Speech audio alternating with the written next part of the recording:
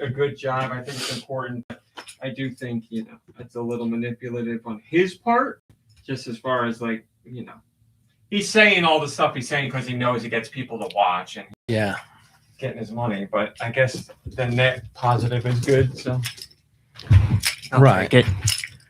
It's when like a celebrity donates a bunch of money publicly. Like, oh, it's cool that they donated the money, but like, are they doing it because they care? Or are they doing it so they get their name in the paper? Yeah. And you're like, I guess that's the kind of world we live in, where eventually you hit a point and you're like, with how crappy things are, I guess the end point is the thing I should focus on here. Like, money went to charity rather than the other minutia that's in there. And then they do something else, and you're like, nope, should have worried about the other stuff. Oh, you ready? Mm-hmm. We got a new bongo. Okay. I'm okay. Out of here. I just saw I get a TikTok account that will show old Vines every once in a while, and I realized that something I say pretty frequently is from a Vine. I completely forgot it. Hello? It's when those, not that one. I'll never forget that. It's when those two kids are in that, like, it's like a McDonald's, Burger King, fast food place, and they're like forehead to forehead and like knees intertwined, and they're like talking to each other very closely and kissing. And the other guy, their friend or some other kid is filming, and he's going, "Is this allowed? Is this allowed?" And that's why I say that all the time. You say that a lot. I know. That's really that old. I got that as a TikTok just this week, and I was like, I didn't think it was that old. That's it. Wow. All right. 3, 2, 1. Go Nintendo Podcast, webisode 1014, the Okidogi podcast. 1014 on February 14th. Okidogi. I know, right? I was thinking about that. Okidogi. Give me a sec. Tell us about Okidogi, please. Sometimes my eyes have trouble focusing. It's like a magic eye puzzle. After all its muscles were stimulated by the toxic chain around its neck, Okidogi transformed and gained a powerful physique. 5 feet 11 inches tall, 203.3 pounds. Category is retainer. Did I type it wrong? No. Oh. Gender is male. Abilities include Toxic Chain. The power of the Pokemon's Toxic Chain may badly poison any target the Pokemon hits with a move. Toxic Chain is the emails that your grandparents send you where it's like, forward these to 6 people or you will die. Pop was a big one for those for a while. That's the end of the Pokemon section. Thanks, MomBrain. Sure thing. My grandparents are all dead, but they didn't send. How horrible would it be if they weren't all dead? Like, for a split second, I had to think, and I'm like, no, they're all dead. Yeah, all of your grandparents are dead. Yeah. They never did email or anything like that, so I wasn't getting any of that stuff from them. But the next generation just under them, aunts and uncles and parents, they don't do any of that stuff either. My pop, all of my grandparents are also dead, but just recently. My pop was a big internet guy, big on the emails. I'm a big internet guy too. My gram did not really use the internet, but her friends would color print like old lady memes, like Maxine and like that kind of thing. Kathy. Kathy is now we're getting somewhere. And send them to her, which I think is fantastic. Sorry, I picked the perfect bad time to drink water. Like yes. Mail, like send in the mail. Yes. Oh yeah. Yeah, isn't that the best? It is good. Could you imagine? Listen, I know you love Garfield, but could you imagine? Let's say like 30 years from now, you're like, look at this Garfield comic and printing it out or something, and then mailing it to friends in physical mail. I mean, it shows you love your friends, but really, like, it's the Garfield. You've seen that guy on TikTok, right? The guy who I had to block him because I liked the first couple because I was like, oh, this is funny. Like, I get it. I almost sent it to you actually. But then the more I watched it, I was like, this is kind of like, I don't know. It's not doing it for me. And then like after the third one, I was like, okay, I get your shtick. Like I think Garfield's funnier than this. Yes. For those who don't know, there's a guy on TikTok who shows off Garfield comics and reads them as if they are very funny. And I think while we love Garfield at this table, we can recognize most of them are not funny at all. but that is his shtick in every TikTok, to read the comics and act like they are actually legitimately funny. And spoiler alert, they usually are not. They maybe are funny because of how bad they are, but they're not genuinely funny. They're always funny for how bad they are. Yes. And I get why he does it, but it only took me like 2 or 3 to kind of get the gist of it. And then I had to block them. And when you think of the charm of Garfield, because I do find Garfield extremely charming, a lot of that charm comes from Lorenzo Lamas, and he's not with us anymore. But Lorenzo Music. Or Lorenzo Music, sorry. Lorenzo Lamas is alive and well. There's your picture, Colonel. Lorenzo Music, because that man's voice was incredible. Yeah, it's good. So good. And you know, I can't not think of Garfield and not think of that voice. That there's some. I wonder if that was his real voice. It seems like it was like probably his actual voice. It's had to be close, right? Blinded, you only missed 4 minutes, and you missed already one mistake by me. So good thing you tuned in now, because who knows what's going to happen. Yeah, I saw a TikTok where it was like an old Disney behind the scenes thing from the Jungle Book or whatever. The guy who does Baloo, they were talking about how much he brought to the role. Yeah. And they had like a little interview with him, and he just sounds like Baloo talking. Like, and I was like, man, have such an iconic voice. It's like, but it wouldn't be iconic without the characters he played. But yeah, it's just a great voice. I'm so fascinated by actors and actors that voice act in things when they don't usually voice act, and voice actors in general, because I find it so impressive when somebody can do. This was not planned. Dude's taking off his jacket to reveal a Garfield T-shirt. This was not planned. But just voice actors in general, and anyone doing voice acting, because we know there are some actors who are stellar when in front of the camera, and they are horrendous as a voice actor. There's a real art to being able to do voice acting, and some of it is just so impressive. There's the guy at Warner Brothers, I don't remember his name, but he does pretty much every Warner Brothers character now. Like, he does Bugs, and he does, I don't want to say ones that he doesn't actually do. He does Porky, but it's like, they have one guy doing like 6 or 7 or 8 of the Warner Brothers characters, and it's so impressive that they get one guy to do them. Grew up like watching the cartoons and imitating them. Yeah, I mean, he does voice acting and other stuff too. But yes, it's just crazy for Warner Brothers to be like, we need a new voice for Bugs and Daffy, and it's one guy, and he's like, I can do them all. I got it. I mean, I don't know. I don't remember how many Mel Blanc did. He did a few of them, obviously, but I believe this new guy does new. He's been doing it for a while now, but I believe he does more than Mel ever did. But it's just really impressive. But like we've talked about with Mark Hamill, incredible voice actor, amazing range. And then in front of the camera, especially nowadays, you're like, Mark, what are you doing? What's happening here? He seems to get lost in his voice. You're not voice acting anymore, Mark. You're in front of the camera now. You don't have to like crank it up to 11.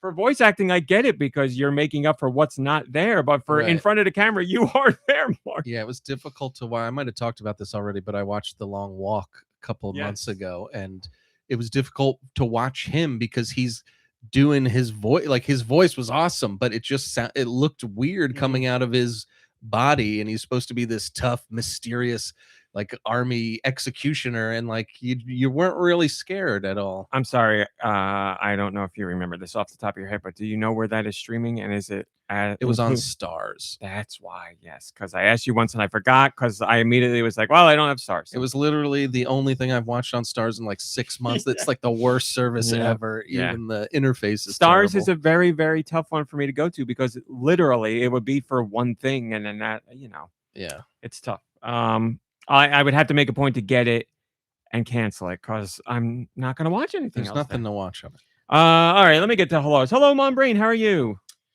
Hello. Nice to have you with us. Thank you. I'm better than I was last week. Do you foresee staying the whole episode this time? Think I can make it. Oh, baby. Yeah. Deux is here. Deux, how are you doing? Uku. Good to see you. No Nikki Hill this week. We speak his name. We speak your name. But we do have Josh Robot, the one and only. Josh, how you doing? I'm a party animal. Josh, any plans for Valentine's Day, or you want to keep that to yourself? Some things should remain a mystery. I like it. I like it. Okay, well, I hope if you do have plans that they go swimmingly. Because I know you're quite the ladies' man. Hell yeah. That's I've been around. I've seen it. And also a ladies' man, George. George is here. How you doing, George? But George, no. Happy Valentine's Day. You have any plans for Valentine's Day, George? Oh, Valentine's Day, of course. Any dates tonight? Any special meals you're preparing? No dates, just limes. I said it, and I knew right what was going to happen, so I walked right into it. Well, I'm glad everyone's here. Let me say hello to the Discord. Hello, Blinded by Daylight and Radical Defect. And look at this. Look at Holly. Rusty. It's Rusty. Oh, Rusty doing prop comedy with Kermit in that beautiful picture. Rick Filet, good to see you. 8-Bit Lego. Piper is upstairs in the sunshine in bed. It's true. Drake, Mark, Ice Dilbert, Burn and Cheese, E17, Pet Gecko Kitsune. Got a big message from Burn and Cheese here, so I will read it. I felt the same way as Rami about Monster Hunter Stories 1 and also tried the demo for 3 and found that I really liked it. So I fired up my 3DS and I saw that I still had the demo for the first game on there and I played through most of it. Holy crap, the difference between 1 and 3 is incredible. 1 is very basic in every way and 3 builds on everything so smartly. I won't have the budget to buy 3 at launch, but I'll be getting it eventually. The combat is so much fun. And if you know all the ins and outs of regular Monster Hunter, it's even more fun to see how they worked so many mechanics into a turn-based system and managed to make it work so well. The tutorial isn't great. I agree.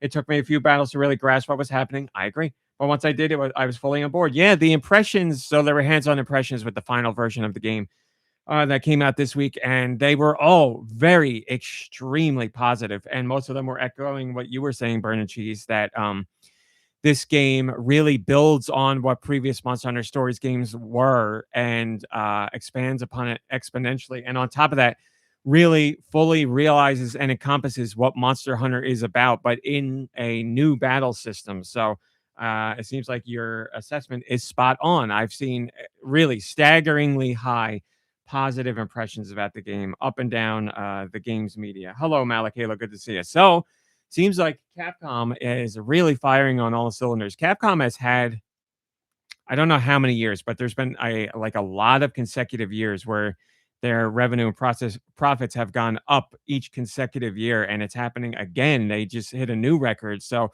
Capcom's putting stuff out there that resonates with people and finds an audience and gets very high praise. So Capcom's always been a great third party, but they've had their moments where things have ebbed and flowed, not to, they were putting out garbage or anything like that, but moments where they were more popular than others. But it seems like in the last 6 years or so, they've really strung together a series of new IP and classic franchise revivals and stuff like that have really clicked with people. So that's great to see. And it seems like they are continuing that right now. We have Pragmata coming out, which it has had fantastic hands-on impressions.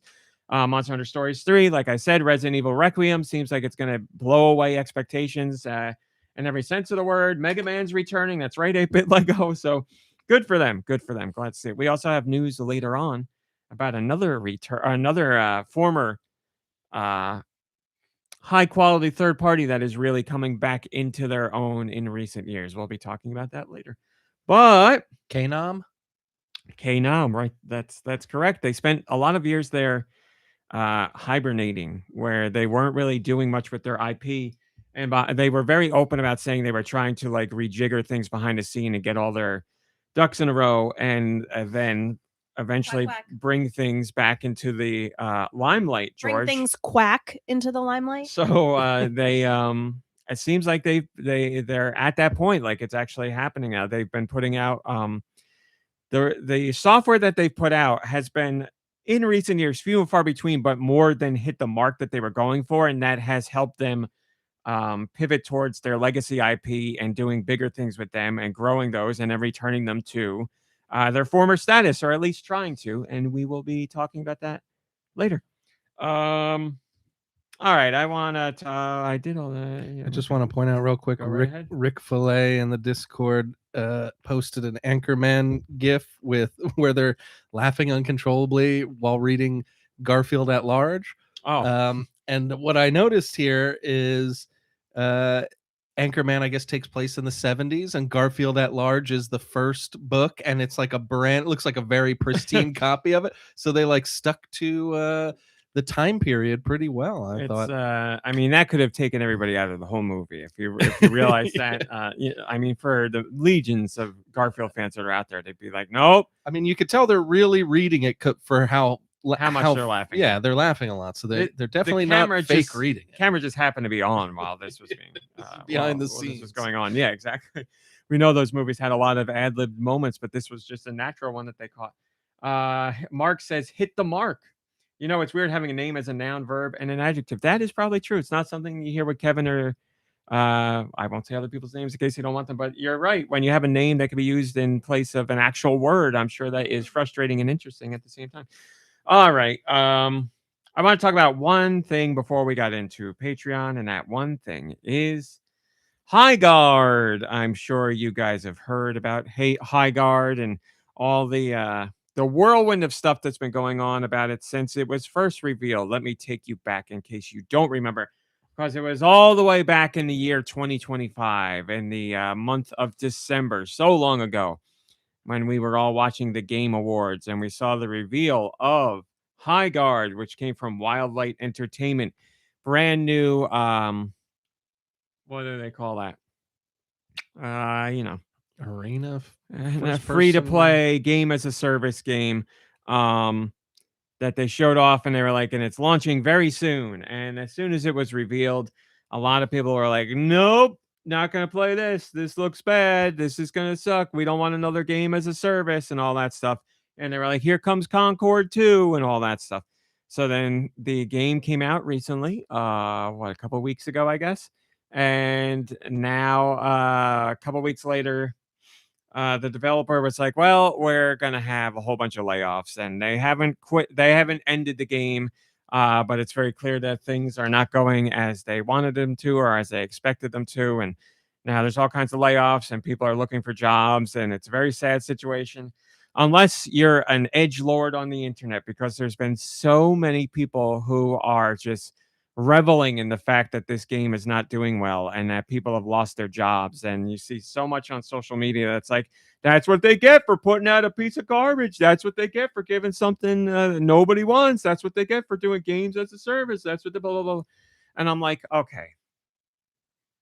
I mean, it shouldn't be surprising in today's climate that there are people who love to be heartless, whether they actually feel that way online or whether they actually feel that way in real life or are just acting that way online.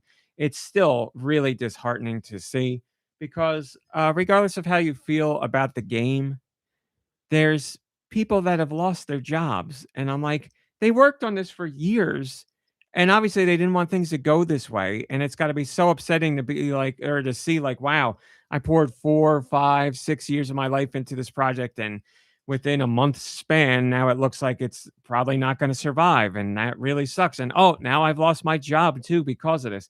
And to go online and to see article after article and comment after comment from people who are like, you suck, you're the worst, this game's garbage, you got what you deserve, you shouldn't be in the game industry, blah, blah, blah, all this stuff. It's like, man, how could people be so absolutely horrendous? You can have an opinion about the game and you can not like the game. That's fine. But to be like, these people deserve to lose their jobs for this horrendous game is fun. It's not The like game is not fun. Reggie, pick a side. It's not like the development team was found out to be horrible people and were like murdering puppies and stuff like that. It's just they made a game that people didn't like or are pretending to not like. And call me crazy, but that shouldn't result in other people being like, I'm very happy you lost your job and I hope your family can't afford to eat. It's like, what? You people are disgusting. This is crazy.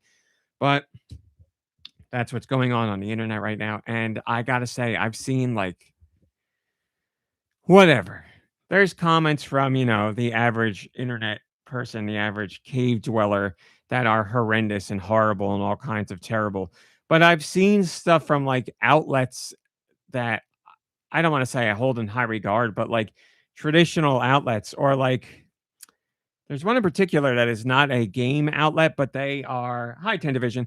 They are I don't know how close I want to get to this. They are someone related to games. I'll say that they're 100% related to games. It is a corporate account for something that's related to games.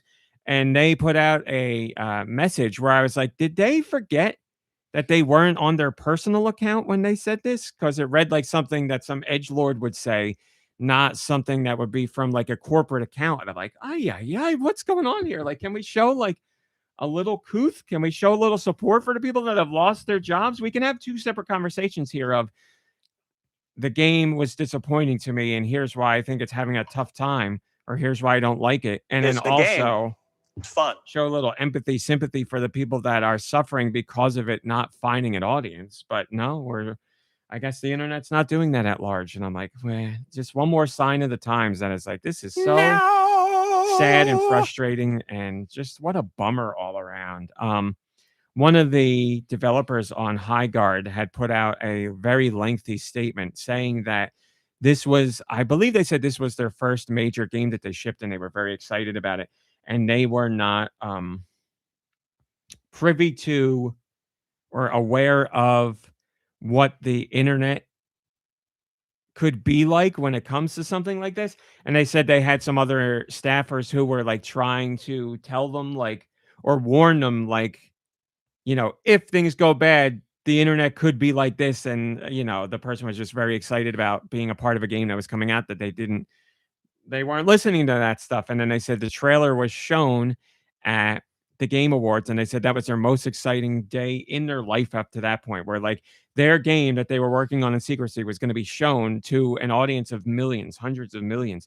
And they were very excited for it. And then they said the trailer was shown, and then they were like, that was it. It was all downhill after that. Fatality. It was a nightmare from that point on. And then they said like their social media account was flooded with people being like, your game sucks, and it's funny you lost your job, and I hate your family, and you should die. And like, they're like, oh my God, like, what's happening? It's crazy. And, I will say this specifically. I was reading one of the articles over on Kotaku, and I was in the comments, and the vast majority of the comments were like, call me crazy, but I think we can have a discussion where here's why I don't like the game. And also I feel terrible for these developers. And I'm like, wow, that's, I'm very happy to see this take. And somebody else was like, they're like, imagine having a job where, people are always ready to think you are the worst and the thing you're doing is the worst. And they are ready at the flip of a switch to be like, this is the worst thing that's ever existed and you should die for it. They're like, it shows a lot of the passion of the people in the industry to be like, I know what the potential backlash could be for any project I'm included in, yet I will continue on because I believe in it, and because I believe in games as an art form, and I believe in video games in general. They're like, takes a lot and shows a lot for that kind of person to be like, I know the potential of what could happen to me, but I will push on because this is what I want to do for a living, or this is a piece of art I believe in, or I have a passion for game development in general. And I was like, yeah, that's a very good point, because all developers, especially if you work at like high profile companies, they know that's part of it. And some of those developers, I'm sure, are removed from that. They're just a cog in the wheel, where they're, making bushes for Call of Duty, and they're like, I don't really care about this, but it's a job, and maybe at some point I'll be involved with the game where I'm more like artistically involved or passionately involved. But I'm just making assets for a game right now. So if something comes out about Call of Duty, they're not going to be disheartened by it. But there's other developers who work on Call of Duty and other major third-party games and all that stuff, who are very passionate about those things. And yes, I'm sure they see backlash to those titles and they're like, boy, that really sucks, but they continue on. But when you come to passion projects or indie games or other third-party titles in general, yeah, there's people who are working on those things night and day, blood, sweat, and tears, because they really believe in it. And they do that knowing they're walking the knife's edge, that they could one day be at the top of the world and the next be treated like absolute garbage and get death threats. So yeah, that's it's something I know is out there 100%, but I never have really stopped to think about how there are developers who are on a daily basis recognizing that and continuing on with their work. And I'm like, boy, that really does suck. Yeah, I have a lot of respect for you if you could stick with it, because yeah, especially if you get laid off too, and it's like, well, what am I going to do? Bang my head against the wall trying to get another job in this industry? Like, or maybe like you said, it was their dream and they worked on it for 6 years and they released a trailer and got crapped on, and it's like you haven't even, and it's a free to play. In this instance, it's a free to play game too, and like we've played it. It wasn't my cup of tea, but it was a well developed game. I don't. Yeah, it wasn't like it was a broken, crappy mess. There were issues certainly, but it was, you could tell they put work into it. Yeah, like man, that's got to be so disheartening. So for anyone to stick with it and think about like what if obviously history is different for everybody, but what if Kojima got frustrated 20 years ago or 30 years ago, or somebody like Miyamoto like 40 years ago was like, nah, Donkey Kong didn't work out, I'm out of here or something. Yeah. Like I just can't like imagine what we might be missing out on if somebody who has talent is like, well, I need to make a living, I can't get a job in this industry or whatever, I'm gonna go run an antivirus website or something, who knows what. But like it's crazy that something like video games even could get this type of vitriol over absolute nothing. I mean, it's the state of it's the games industry. Obviously it's a pretty bad industry for that kind of stuff, but you see it all the time. Like you could click on a cute dog video on TikTok and see horrible comments, and it's like, what is going on here? We can't even have joy. Yeah, you make a great point about like older developers, and the good thing for them in the way that they were very lucky was they were so far removed from that instant feedback. Like a game might come out and you see the sales figures and you might hear, impressions from whatever, but you're not getting a instantaneous shotgun blast of what the entire world thinks up to the date every minute of like every little aspect of the game that's going to get torn apart or praised or whatever. And that makes it very difficult to continue working on what you're doing or to continue in that line of work when like that fire hose of potentially horrendous stuff is always there. Like someone is going to be talking about what you're doing in a great level of detail, whether fairly or unfairly. That's always there. But Metal Gear or Donkey Kong, like you said, when those games were being made, it was very insulated. They had play tests, sure, whereas like the play testers would fill out data sheets and be like, I didn't like this about this level or anything, but they weren't like, this level sucked and Miyamoto should kill himself and his family should also die. And it's like, it's Jesus Christ. Like it's a different industry now because of the internet, and it's not necessarily better for it in many ways. So it's very disheartening to see, but this poor developer just put his story out there, and they were talking about how in this day and age there are games that literally just won't have a chance. Like the trailer will come out and the narrative is formed based on nobody playing the game, and that's it. The game just doesn't have a chance because chuds out there have decided like this is Concord 2 before they even play anything of it. They're just like, I saw the trailer and I don't personally like it, but that's not where it stops. It has to be, this is the worst, this is going to fail, and we're going to make sure it fails, and I'm going to make sure everybody knows that it should fail, and then the campaign goes out there. Now, obviously, that's not the full picture. I'm not saying the game doesn't have issues, but there's no denying that wave of the internet is part of the narrative. That shapes part of the narrative without a doubt. I'm not saying it is the only thing responsible for a game's downfall, but it is certainly part of the experience and what people hear and what pushes them towards or away from a game. So that's part of it. There's no denying it. So just a horrendous situation to be in. But we'll see what happens with Highguard. My heart goes out to all those who were impacted by the layoffs. I hope you land on your feet elsewhere with projects that fulfill you artistically and pocketbook and wallet wise, and that you don't have to deal with any of this other horrendous stuff that's going on. But again, hi, Calta, good to see you. That's the kind of industry we're in right now. So it is what it is. MomBrain, you seem like you had a little something to say about this? No? Oh, okay. That's it. That's it. Okay, then we'll move on. Happy Jiggly Yang Day, says Calta. What's Jiggly Yang? Oh, think about it. Oh, Jiggly Yang. Never mind. Isn't that like that other word that I can't remember that I couldn't remember? This is all our podcast is nowadays. What is this? I can't remember. Remember the kid said that word and I was like, I can't remember it, and then I remembered it. I remember you talking about that. I don't remember what the word is. I'll let Kalta explain it. All right, let's move on to the Patreon. Moving on. MomBrain, did you know that you can join the GoNintendo Patreon For $1. for $1? What did we talk about this week? Let me tell you. Well, because last week, Nicky Hill didn't, I will say he didn't allow me to talk about Pragmata in the way I wanted, although I shut down the conversation myself because I was so distraught and disheartened that I just didn't have the energy in me to do it anymore, and I moved on. On Patreon that night, I wrote about Pragmata and playing the demo of Pragmata because I really did like it. So if you'd like to hear about Pragmata, go read the Patreon post because as you might have been able to tell from the few minutes I talked about it last week, I greatly enjoyed it, and I'm very excited for it. And it is a very impressive Switch 2 port. That's right, Tendivision. Don't mention Banjo-Kazooie or I'm going to cancel the podcast. It's just technically speaking, it was very, very impressive. But I really, really, really enjoyed the demo. So go play the demo for yourself. It's out there on whatever platform you got, and it is, in my opinion, a very fantastic experience. So some of you in the comments already told me that you played the demo and you also thought it was of very high quality all around. So that is fantastic.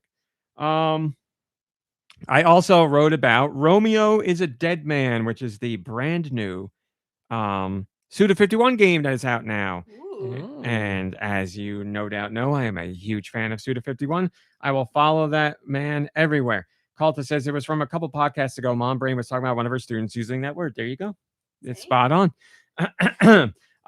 So yes, it's Suda's new game. I will follow him anywhere with any game he makes. I'm always excited for his games because I feel nobody makes games like him and nobody has his You style. Follow him wherever he may go. That is correct. It's And cool that he's doing something different because I guess he got a little traction with No More Heroes, and it seems like that's what he's been focused on. Which I love that series, but it's kind of cool that he's not doing another one of those. It's like a new thing, right? Or... it's new. But he's done a lot of not No More Heroes things. I'm gonna in between. I'm gonna look up his wiki just so I could. I've been out of the Suda loop. The sloop. No More Heroes is by far his biggest and most notable release, without a doubt. But let's see. So we'll go from the last No More Heroes. Okay, so No More Heroes 3 was in 2021. After that, he did Hotel Barcelona. And Romeo is a Dead Man is his newest one. So he's done 2 since then. But in between, let's do the other No More Heroes. Oh my God, was it that long ago? So No More Heroes 2 came out in 2010. Big time between big amount of time between No More Heroes 2 and 3. He did Shadows of the Damned. There was he did Scene Mora. He did Lollipop Chainsaw. He did Killer is Dead. He did Liberation Maiden. He did Let It Die. He's been really doing it, and I have just not been paying attention. Yeah, he's done a lot. Now, he might not be like executive director on all those, but he was deeply involved in all of them. But yeah, he's done a lot, certainly. But No More Heroes 3, Hotel Barcelona, and then Romeo is a Dead Man. You've been playing all those games? I have played the vast majority of them, yes. Because, like I said, I'm a Suda guy, so whatever he does, I'm in. Did you play Travis Strikes Again, No More Heroes, the spinoff?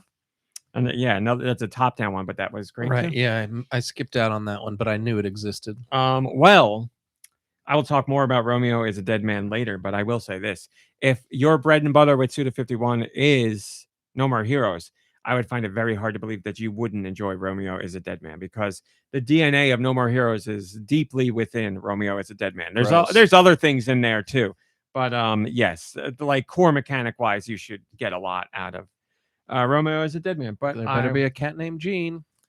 There is a cat. It is not named Jean, and there's more to the cat, and I will talk about that later. But yeah, I'll just save it for later. I don't want to. Better be a bunch of different T-shirts to wear. So far, no.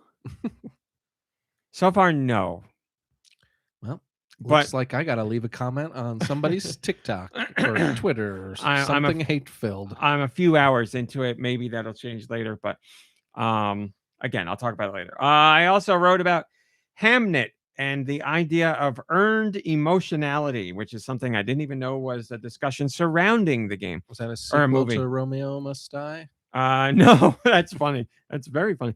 So Hamnet is a Golden Globe winning, Oscar nominated. Oscars have not happened yet. Movie. That's right. 2 Shakespeare in a row. Did that and didn't even realize it. It's a movie made by what's the lady? She did the Eternals. You know, Chloe Zhao. Yes, this is her new movie. My one cousin said that the movie was trauma porn, and my sister said the movie was a 15 out of 10, and they were on obviously different ends of the spectrum with the movie. Hi, Tall Show. I wanted to see the movie in general. And when their conversation came up, I was like, I can't wait to weigh in on this. Now the movie is available to rent. So I rented the movie. I told MomBrain to watch it while I still had the rental. She didn't, but that's because she was dying. Yeah. So excused. But so where do you fall? Do you fall in trauma porn or do you fall in 15 out of 10? I do not fall 15 out of 10. I did give it an 8 out of 10. So I fall closer to my sister than my cousin. Because my cousin just didn't like it. From what she said, the acting, trauma porn meant they didn't like yes. The acting, both of them agreed the acting was phenomenal. We're all on the same page about the acting. It's fantastic. Paul Mescal or Mescal, however you say it, is great. The lady you Jessie like, Buckley. She is also phenomenal. Between the two of them, like, they're incredible. They're incredible in the roles. All I kept thinking, so I'm an idiot. I'm sure you can tell me. Maybe. Is there other things she has been in that I would know? She was in that movie we watched in the theater where all the men had the same face. Oh, Men. Oh, Man. She was in Men. Okay. Because I saw her in this movie, and I'm like, I don't really know her from anything, but I don't really pay attention to actors. I really don't, unless I see them repeatedly and in a short time span. Like Paul Mescal, I saw in a whole bunch of things right away, and I was like, okay, he's in my brain. This woman I have not. Now she will stick with me. But I saw her in this movie, and it's about Shakespeare, so it's in Shakespearean times. Everybody's dirty, everything looks like crap, and she's in a movie, and I'm like, boy, even dirty and looks like crap. This woman is gorgeous. I was like, what a beautiful woman. I think she's pretty, yeah. And then I saw her in a interview just last night talking about the movie. I was like, wow, look at her when like she's had a bath. Yeah, she's got a great voice too. Yes. Her accent is very attractive. She really, to me. really blew me smile. away in this movie. Like absolutely blew me away. But again, they both did. But anyway, so I fall closer to my sister. I gave it an 8 out of 10. I'm not a 15 out of 10. I try and stop myself. The farthest I go now with anything when I review it, and this would not be in a written review. This is just in a podcast review or a friendship review. Hello, no blades, no bows. I go 10 plus, and that's when I really like something. But an 8 out of 10. So I've really enjoyed this movie. More so than One Battle After Another or Begonia. No, what did I give those movies? They were higher than that. Right? You gave them 9s, I guess. Yeah, so less so. Okay, I didn't realize. I didn't know I don't remember what you gave them. I just. I have them written down because I knew this would come up, and I wanted to change that this year so I could keep track. Begonia, I gave a 9, and this is so stupid. I'm going to say that seems right. Of course it does, because I gave the score.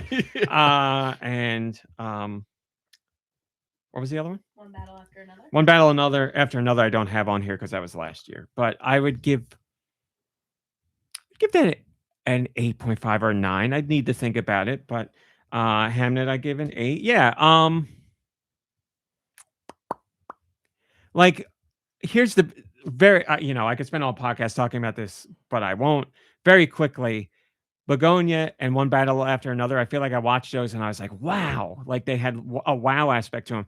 Hamnet, I watched and I'm like, what a really good movie. It just doesn't have a wow thing for me. Yeah, it's I don't know. The other two are kind of in their own genres, in their own way. And I haven't seen Hamnet, but I'd imagine it's like, oh, it's a Shakespeare movie. Like, yeah, like I was saying to you earlier, it is I'm going to say 40% realistic, 60% made up Shakespeare movie. So there's definitely real things in there, like his family and what happens to some of his family and, things that he wrote. Those are all real. But then there's other stuff that's just, maybe it played out like that based on some pieces of history we know, and other things that are just, you would imagine, completely made up. So, and I'm fine with that. I'm not saying like it needs to be historically accurate. I don't care about that at all. It's if you're going and expecting it to be true to Shakespeare, then you're going to be disappointed. Is it better than Shakespeare in Love? I have never seen that, so But I can don't know. confidently say yes, it is.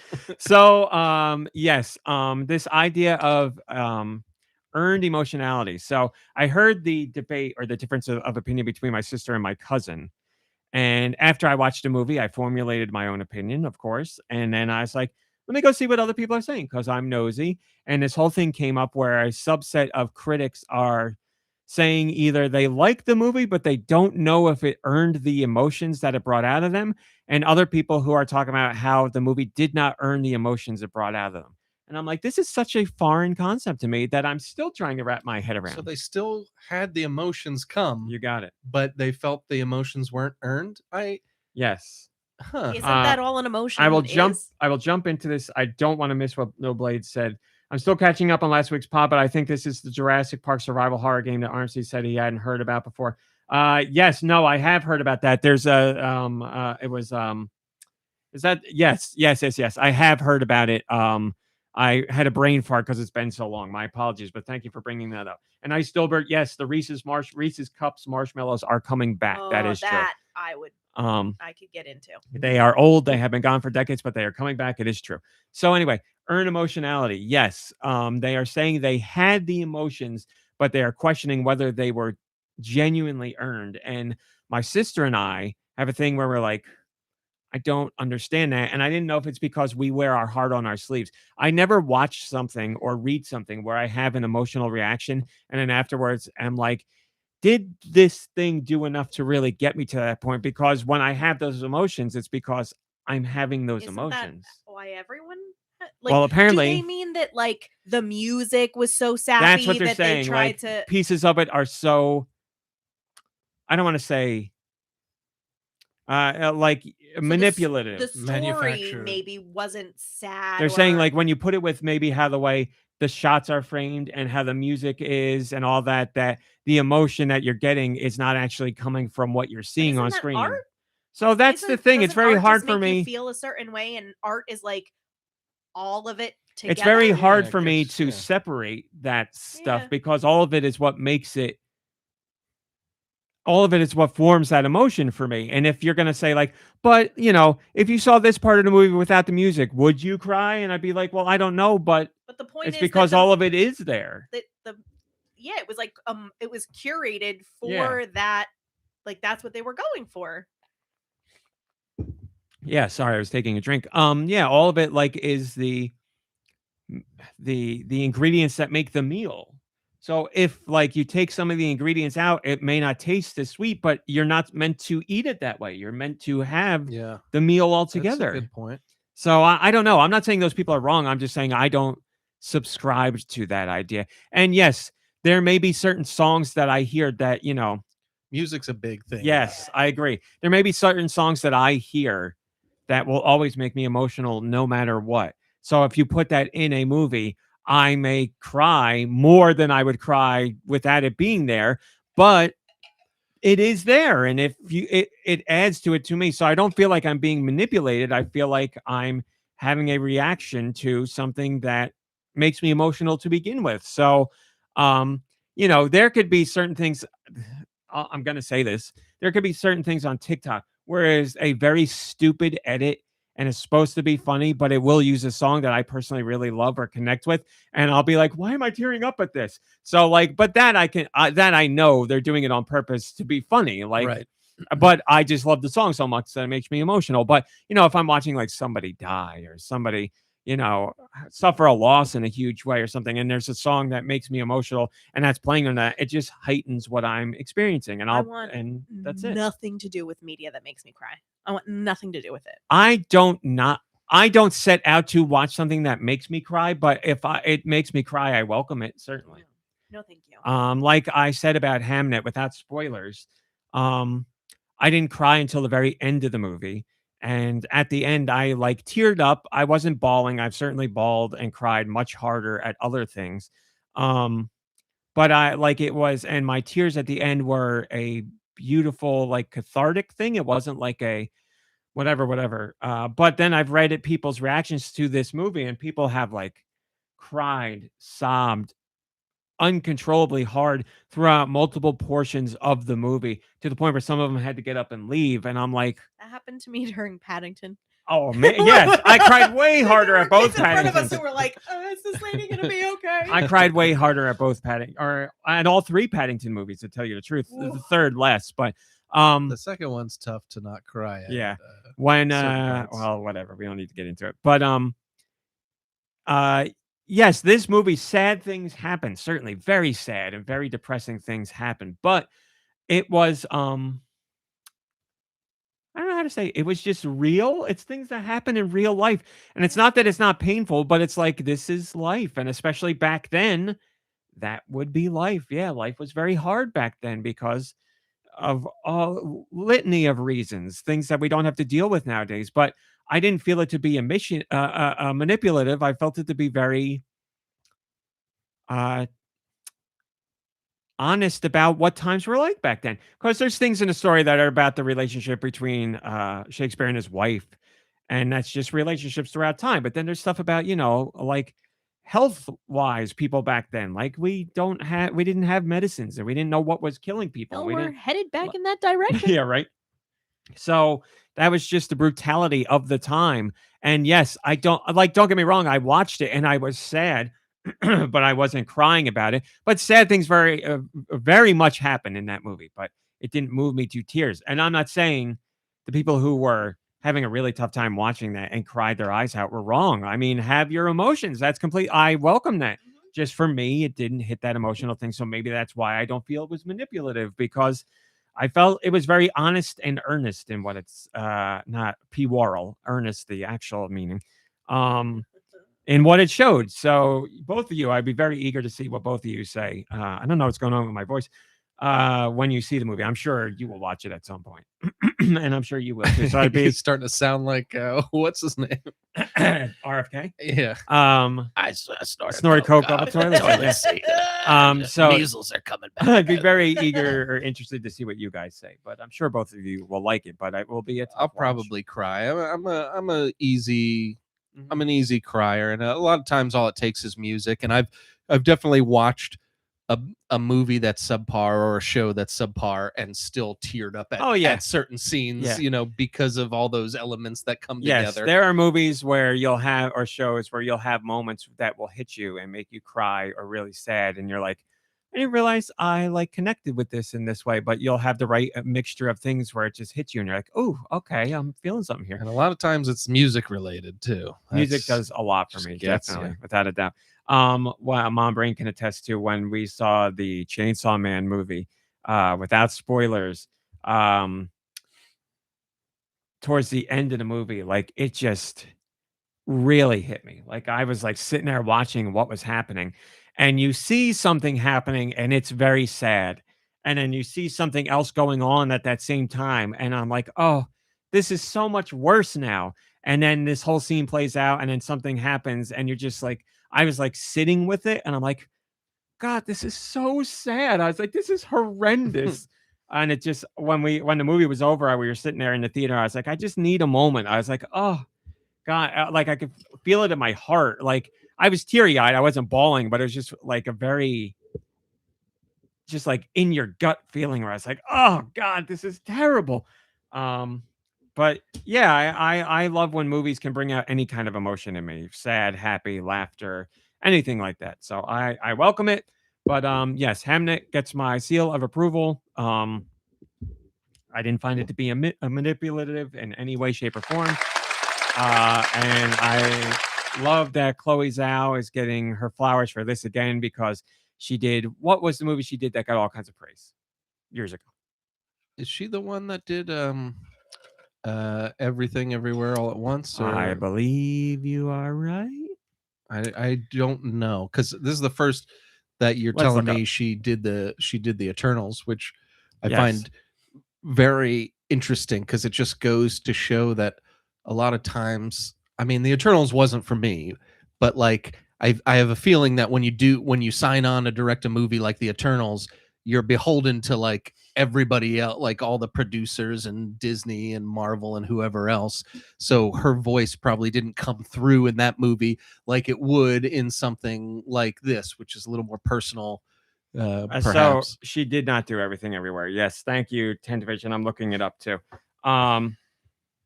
She did something that got a ton of praise. Songs My Brothers Taught Me, The Rider, Nomadland, Eternals, The Graduates, and Hamnet. Something in there got her a ton of attention. But I know it's Billboards. Did she do 3 Billboards? That was a great movie. That is not listed on here, not on her feature films, on her wiki.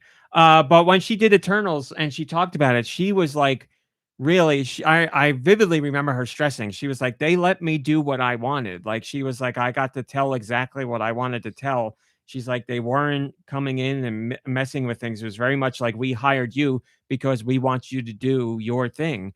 And yeah, I loved Eternals. And it's funny because I watched Hamnet and I was like, I see, like, at least in how she crafts the story and certainly some shots, I was like, I see through lines between the two movies. Like Deux said, he's not a fan of the movie. I really loved that movie. And I found that to be like a really beautiful movie and was so bummed out when I saw that people didn't like that movie. But I really, really do love that movie a lot.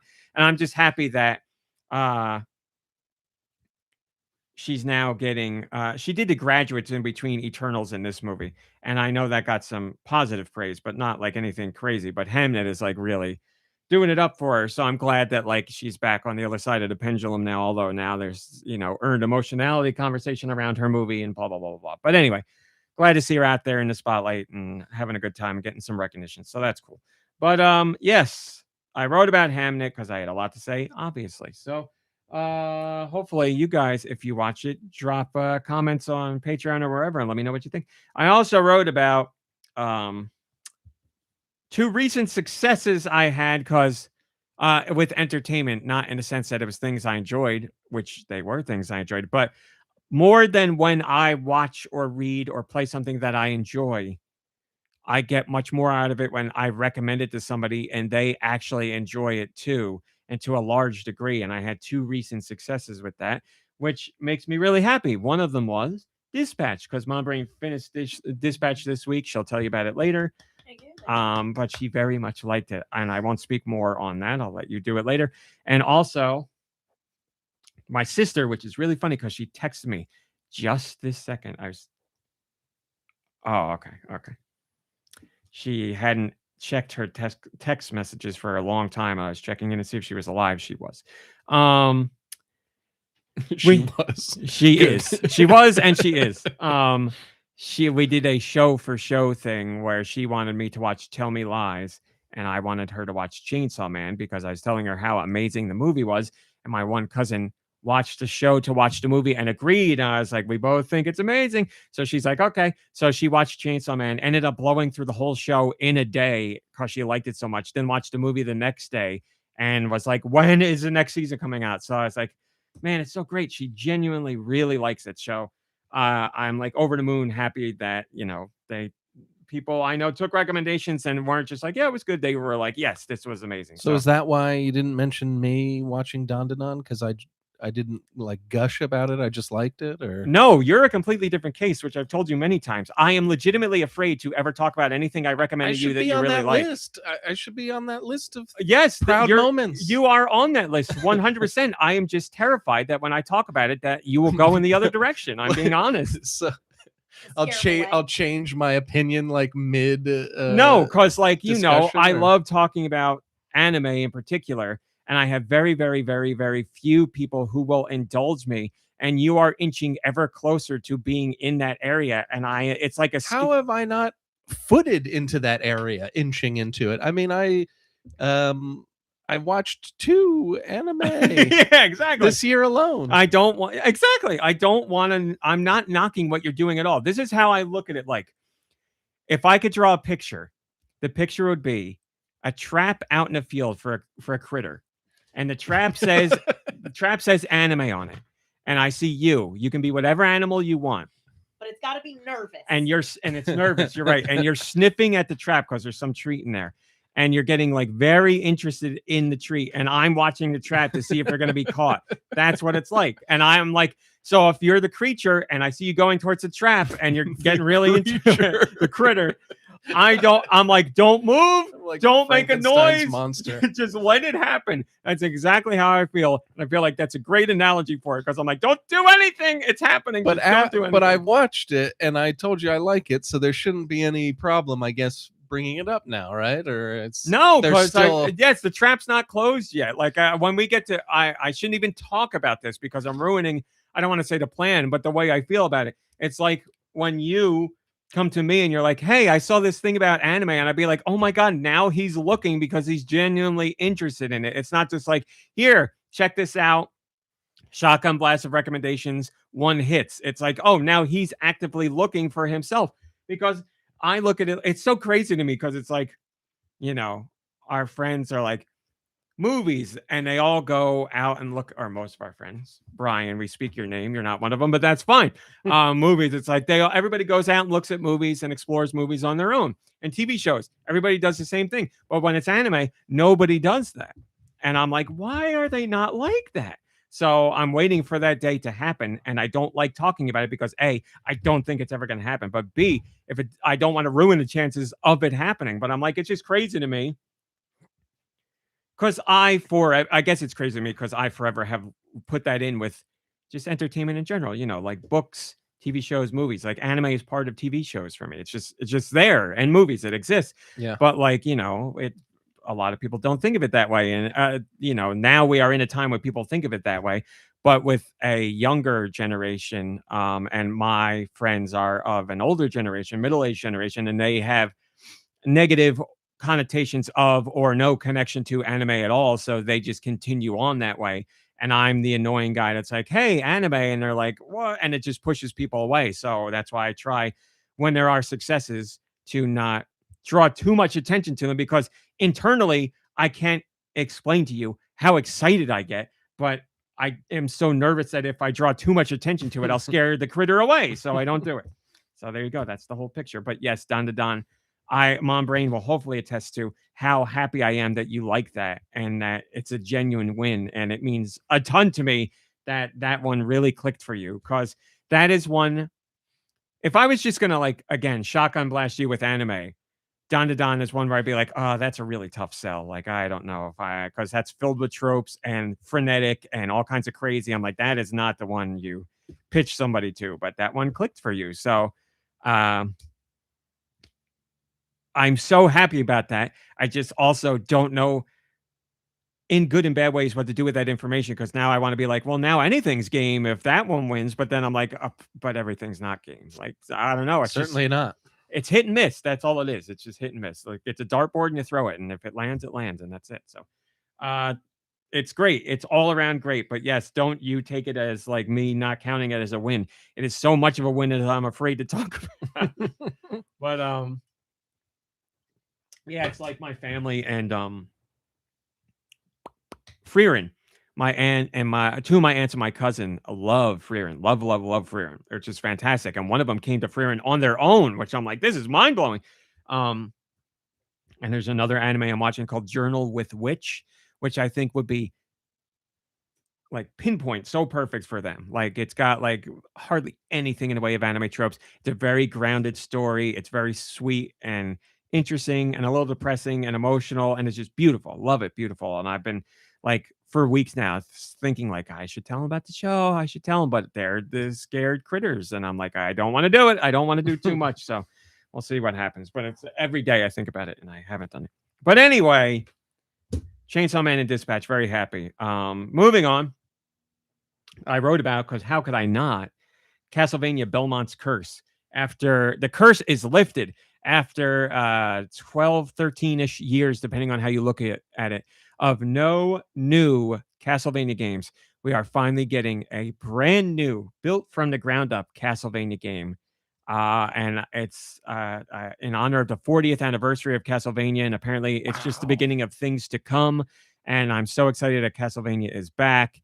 And MomBrain was here with me while I was covering the Sony State of Play, because they always show things that are coming to Nintendo platforms. And Sony was like, we talked to Konami and we were really impressed with their slate of things that they had coming up, and we're very excited to show you what they've been working on. And I said out loud, this better be Castlevania, because you don't trumpet like Konami's doing all these great things and then only show Metal Gear Solid. It's like, okay, we have something beyond Metal Gear. That's why you show whatever it is. And I was like, what does Konami have? Castlevania, Metal Gear. Like, there's other things in there, but I'm like, you don't hype this up and not make this about Castlevania. So they started the thing and it was Metal Gear, and I'm like, whatever. Like, I love Metal Gear, but I know it's going to be a compilation. I don't care. It's like a remake or a remaster. So they did their Metal Gear Solid, whatever it's called, Volume 2. And it's got Metal Gear Solid 4, Metal Gear Solid Peace Walker, or Metal Gear, whatever, the PSP one, or whatever, Old Snake, or is that 4? 4 and 5 and the PSP one, whatever. Phantom Pain and so I don't care. That's not for me. I played those games when they came out. It doesn't matter. I'm not interested in the collection. I do very much like that this collection has Ghost Babel in it, which for us Americans is just known as Metal Gear Solid, but that's the Game Boy Color game. Metal Gear Ghost Babel, which is what I still call it, is such a phenomenal Metal Gear game. It's the perfect combination of classic NES style Metal Gear mixed in with Metal Gear Solid, and it was it's still one of my favorite games of all time. What they did with that game blew my mind back in the day, and I'm so happy that's included in this collection. So if you haven't played it, and most people haven't, please give that game a chance, because it is all kinds of stellar. It's really phenomenal, top to bottom. So that was cool to see. And then a Castlevania 40th anniversary logo came up, and I was like, here we go. I was like, don't be another collection. Because they've done so many collections. And the trailer started up, and I was like, well, this looks new. This looks new. And then you get like an opening line or something, and then the gameplay footage started. And I was like, oh my God, this is new. And I started to tear up, and I was like, I can't believe it. It's finally over. The drought is finally over. A new Castlevania game.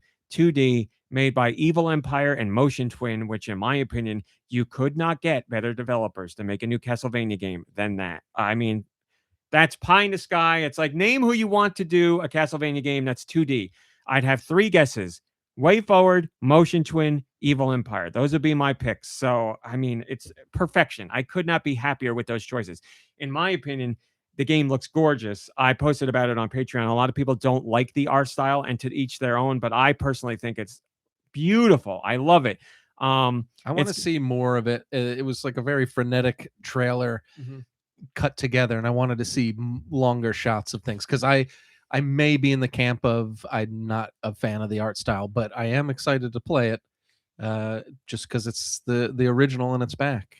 And you got whip mechanics, and you have swinging on the whip, which I love. Looked like there was some cool mechanics in there, so I was happy about that. It looks fun to play. There were certainly classic power-ups that are in there. I don't know how they're going to play in this game, but you had your classic power-ups like the cross, because you see the fire hit the ground and the wave of fire go out. That's definitely the cross. And there's other things in there. Hello, Storbus Corbin. Good to see you. That are classic Castlevania in there. Then there's some really cool boss fights that look like they're going to be a step up from what you traditionally expect in Castlevania.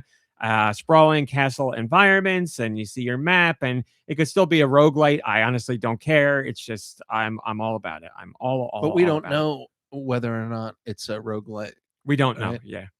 Press release didn't say anything. Or if it's going to be like a classic Castlevania that's in stages rather than an open if anything, I think it'll be stages roguelite based on a developer, because when they did their Dead Cells Castlevania crossover stuff, I think that's what they're going to do, but they'll go full on Castlevania this time. So that's fine by me. I really loved that. And I loved Dead Cells in general. So I'm cool with a mixture of Metroidvania light, roguelite, but full trappings Castlevania this time around. That sits perfectly with me. The only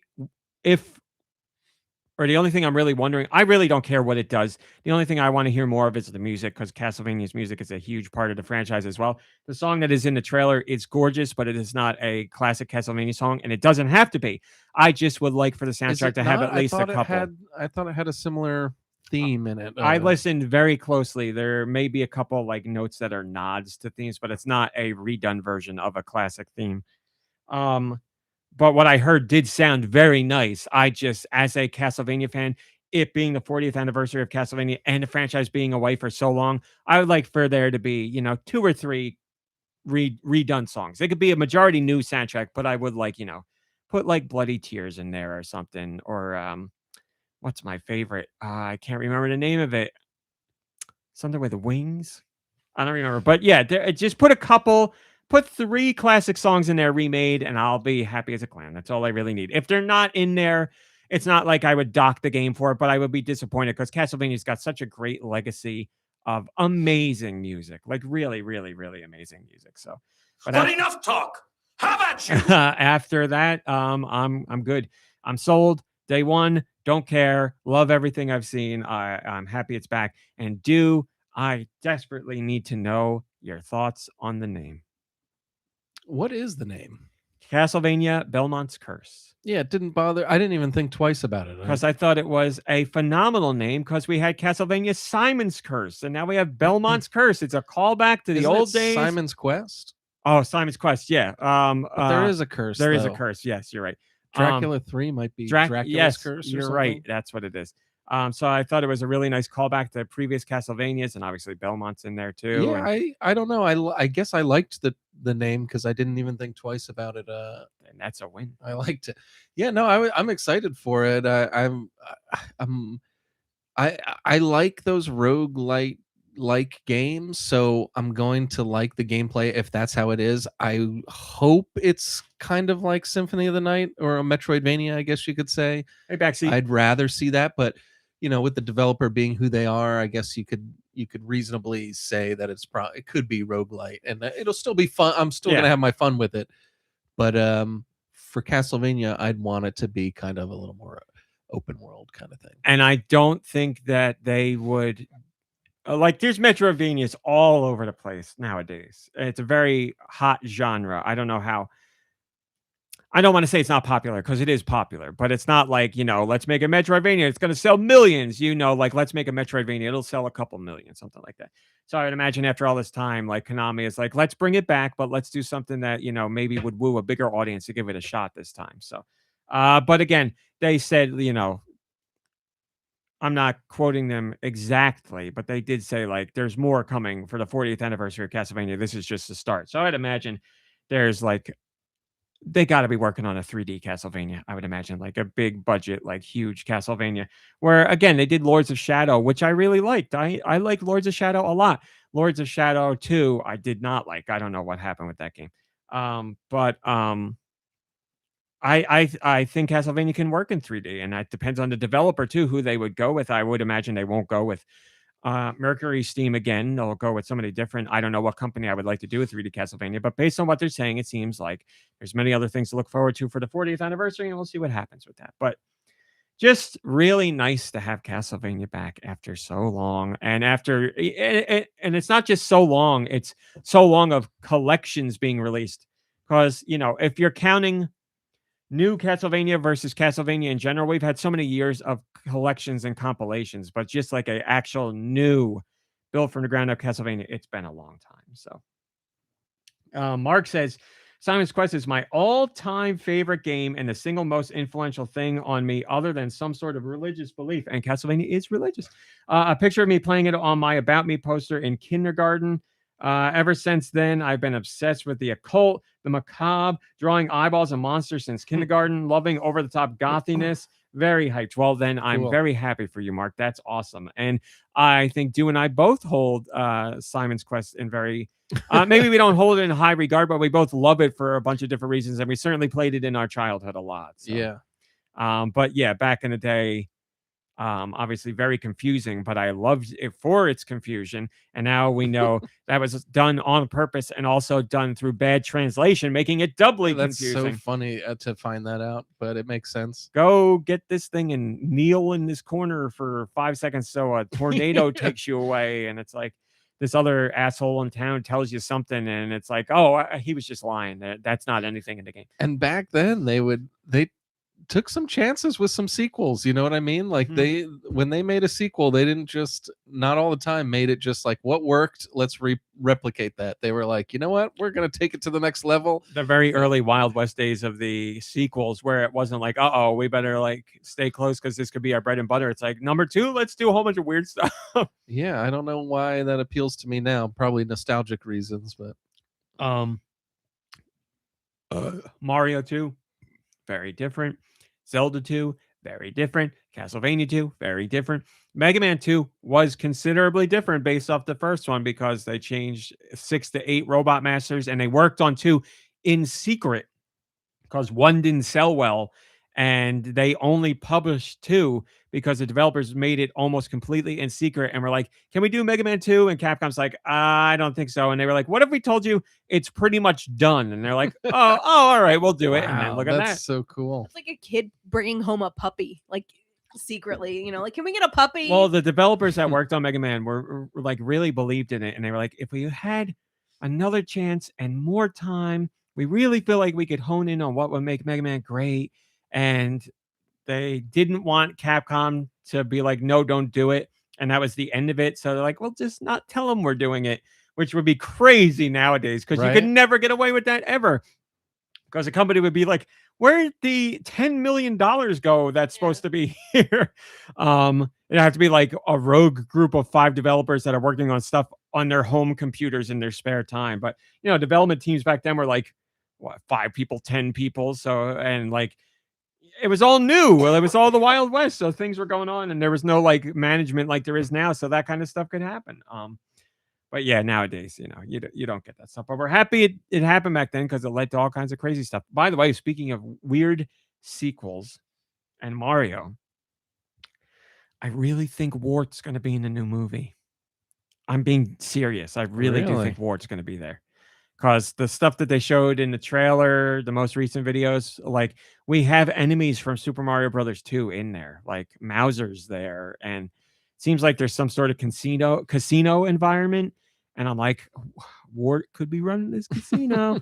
I don't know. I'm not saying he's going to be a major character, but I think we could get a Wart cameo in there. And if he is there, then the movie is an automatic 10 plus out of 10 for me. That's it. Wow.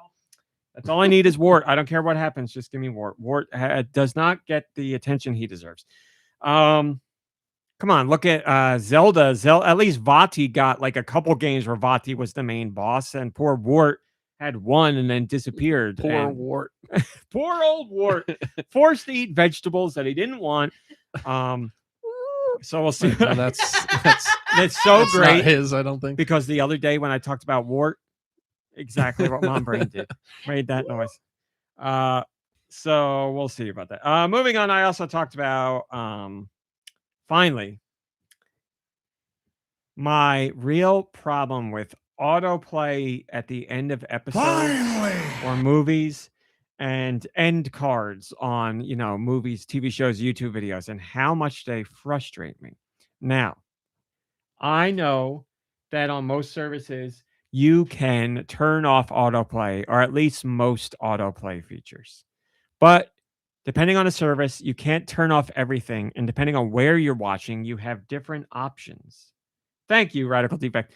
So, like, you may be able to turn off autoplay, but you can't turn off the window shrinking. Or you may be able to turn off autoplay, but you're going to get an advertisement for something. Or maybe if you're on a browser, you can't turn off autoplay, where if you're on a native app, you can. Or if you're watching on your phone, you can turn off autoplay, but on a web browser, you can't. All kinds of things like that. And that is annoying in and of itself. But that's not what I'm annoyed with. My problem is with when that stuff happens and it ruins what I've just watched. And the reason I wrote about it is because of Shrinking. Because episode 3 of season 3 of Shrinking ends with Harrison Ford having an emotional moment. And he has a line that's a great line. He's talking to, I won't say, but it's a great line. And he does a great bit of acting with that line. And you can see the emotion on his face and hear it in his voice. And that ends the episode and it cuts to black. And I'm just sitting there with it. And I was like, wow, man, like that was, and as I'm thinking that, then something comes up on the screen. It's like autoplay, some show I've never heard of before. And I'm F1 like, starring Brad Pitt. Yeah. I'm like, you son of a bitch. I was like, this just ruined the moment I was having. Like I was having a moment. And I've had that happen so many times where I'm watching something where the end of an episode really has a punch emotionally. And you sit there in the darkness thinking about what just happened because it was made to be that way. Another one that sticks with me. One of the episodes in Daredevil, the newest season of Daredevil, where, spoiler alert, the guy gets killed in the street.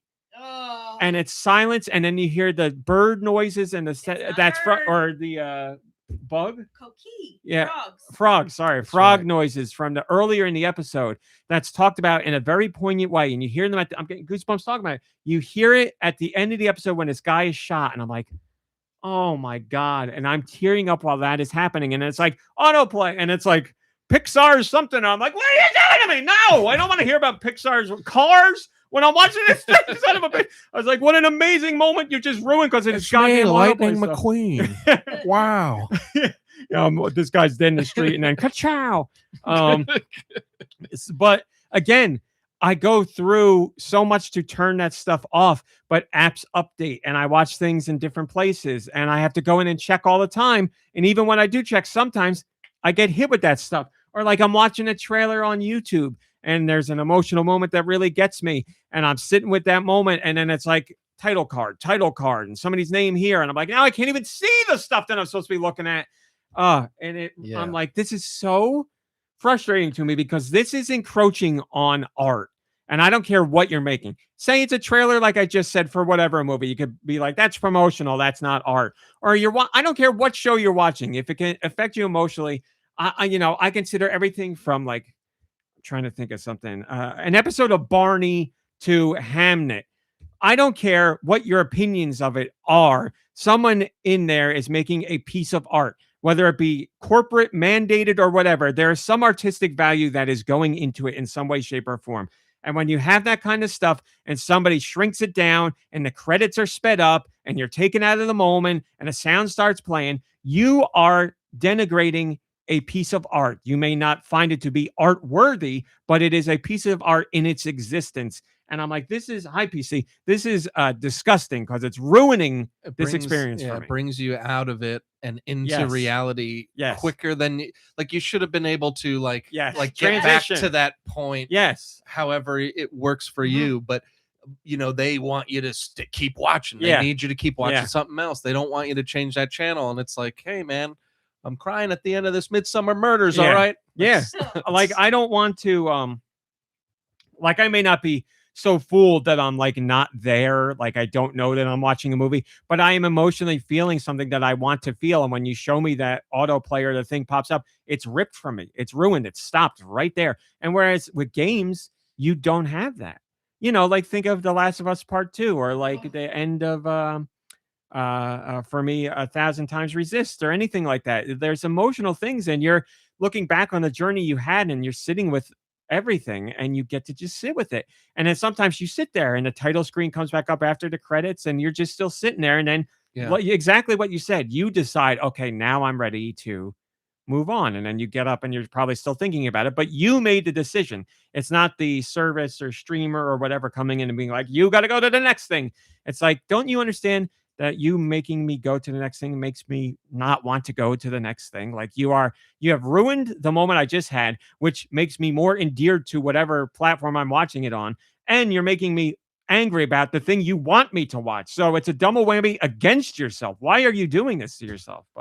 And like you said, that particular example you used from Daredevil, the end credits in it alone was something. Was something, and sometimes a show will end and instead of like the theme song Reprisal, it's whatever it is, and it could be something different and it could mean something different, and you need that time to sort it out. What gets me is because I watch a lot of stuff on the Apple TV and there's apps that you're obviously watching things on, and like you'll be just scrolling through looking for something and everything you stop on automatically starts playing a clip or the trailer. I don't want that. I have to mute it because I can't even think. It's like I'm already having trouble picking something. Like I can't.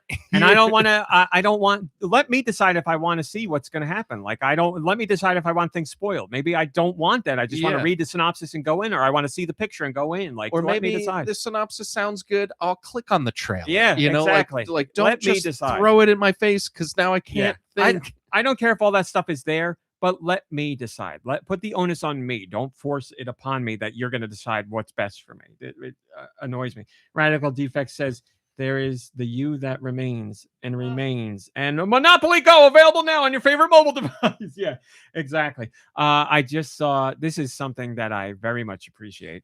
And I could spend all podcasts talking about this. There is someone, I'm so glad I saw it on TikTok, who's talking about Jujutsu Kaisen. There's something I've been meaning to talk about you with JJK too. This season, it started to happen towards the final third of the last season, and it is in full effect in the third season. The MAPPA, the animation studio, has kicked it up to an insane degree. Their artistic approach to everything, like the shots, the framing, the music, like all of it. Like they have been like, okay, this show's a hit and we can take the time to do pretty much whatever we want and like really pour our heart and souls into this, because they are doing things that are so beautiful in so many ways. And I saw somebody, hi Bachi, I saw somebody bring this up on TikTok. They were saying the way that JJK is deciding when to employ its intro is an art form in and of itself. And there's other shows that do this where most shows have an intro. It'll be the same intro every week with the same song, but they'll decide when it's going to come in and when it plays. And there is an art to that, because like you can make it hit at a certain point where like, you're feeling something and then that song hits and you're like, oh man, this is going to be an episode, or like just it's used to tell the story in a way or to highlight a point of the story. And the way JJK is doing it, I've been thinking, I'm like, man, they're killing it every time with this intro. And somebody on TikTok was bringing it up and other people in the comments were talking about it. I'm like, I'm glad other people are noticing this, because I should write about that on Patreon too. Just there's such an art form to that where it can really heighten what you've just seen, be it, opening 30 seconds or maybe 5 minutes before you get to the intro. It's just, and I love how that's been factored in. But JJK this season in particular, I wanted to tell you, like, the amount of times it makes me feel like I'm watching Twin Peaks. And I don't mean in the sense that the stories are the same. I mean in the sense that the way the stories are told and what I am feeling, the through lines between the two, I can't stop thinking about it. Specifically with this season where I'm like, you remember when we were watching the third season of Twin Peaks and that like idea of like, I don't know what's going on all the time, but I'm so invested and what I'm seeing is just art. That's what the third season of JJK is giving me over and over and over again. And I'm like, this is crazy stuff. I cannot believe it. And there's two people I've been watching talk about on TikTok, where one is like, says that stuff is explained too much and also says that stuff's not explained enough. And the other person is like, what are you watching? Like everything you want is already being explained. And you're not just like, what do you, like you're worrying too much while you're watching it. It's like you have to let this wash over you as a piece of art and then think about it. You can't just like, it's like, the moms and dads nowadays where they sit down to watch a movie and they're like, who's that? What's this? Why are they doing that? It's like, watch the damn thing and let it like process it instead of just having a question right away and being like stuck in that cycle of what is this? I don't understand what's going on. Why don't it explain? Because then you're missing all this other stuff that might explain what your question is. So I don't know, but all that autoplay and all that stuff, you're ruining moments in shows. Just let me decide and don't make it different between the browser and the app and the mobile and the streaming device. And it just, it's so frustrating. And it really obviously irked me with shrinking so much that I felt the need to write about it, because I thought that I was like, Harrison Ford, beautiful. Yeah. And then and little credits for some, I don't even remember what it was. It made me so mad, but it was like I know it was something I've never seen before. Hey, Freddie Fro, good to see you. Because I was like, what the hell is that? I don't even know this show existed. Like, and now I'm like, I'm not going to say like, I'll never watch it because you did this to me, but I'll be like, now there's a hurdle. You put a hurdle in between me and this show. So. And I'll try to, if I want to watch the credits because I'm feeling whatever I'm feeling, or maybe the song's something good or whatever, and it goes into that little box, then you got to like navigate over to that. Sometimes you don't do it right and you skip to the next, or you whatever. And it's just like, and I've even like replayed an episode, sat through commercials just to fast forward to the end to like try to have the experience I wanted to have in the beginning. Sometimes that happens. But I've done it too. And you're right about that. Like, the autoplay, and you have like 10 seconds to do it, and you got to find where you need to click to make a stop, and it's like It's like we don't have automatic the panic. remote for Yeah. our Apple TV. So we're gotta So bring we it up use on our the phone. phones, and usually by the time you're going to use it, your phone's falling asleep, and then you have to reopen Yeah. that. And Man. you miss it every time. Yeah, it's bad. Well, that's Patreon this week, guys. I had a lot to talk about, and now I think I'm gonna write about title cards and all that. But let's get into news finally. To tell you the truth, guys, there wasn't a lot of big news in the world of Nintendo this week. It's almost like something is coming up this week. We're not doing that. We're not doing that. And we're not doing that. Wow, we really don't have a lot here. Yep. We have one story that we're doing before Sweet releases, and then that's it.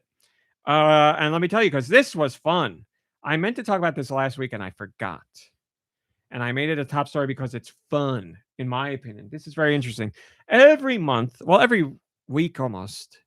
Let's say this. Every month we talk about sales data for games. And every week we get Japanese numbers and stuff like that. But here's a little something from Matty Piss that we don't usually get that he started doing that I find so interesting. And I thought I'd share with you.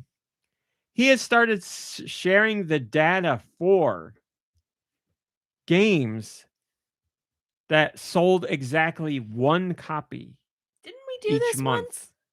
Didn't we talk about this? On the podcast once? Yeah. Maybe we did, but this is games that sold one copy in the entirety of 2025.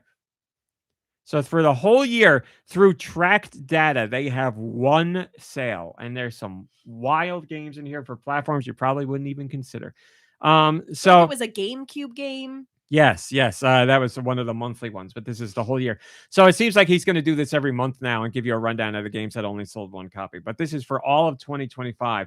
Now, obviously, on the third-party market and resellers, these games are selling, but these are boxed, brand new at traditional retailers, tracked sales of games. So, Game Boy Color games. These sold exactly one copy in 2025. Boxing and TNN Fishing Champ sold one copy in 2025. On a GBA, one copy of Legend of Spyro: A New Beginning, Mega Man Battle Network, which is What was that? the marble out of the who's it's the finger trap. Thank you. Mega Man Battle Network and Pokemon Ruby. Mega Man Battle Network is very funny because the collection for Mega Man Battle Network is coming out very soon. So it's funny. Somebody's like, no, I don't need the collection. Just this one's fine. And then Pokemon Ruby, I believe Matty Piss said that one copy went to Do Michaels. That was the data he came up with. Pokemon Ruby. That's right. And you laugh because I know you already own a copy, but also you just couldn't resist. You saw it in the store and you're like, one more. I had to make the list. That's GameCube games. Harvest Moon, Another Life.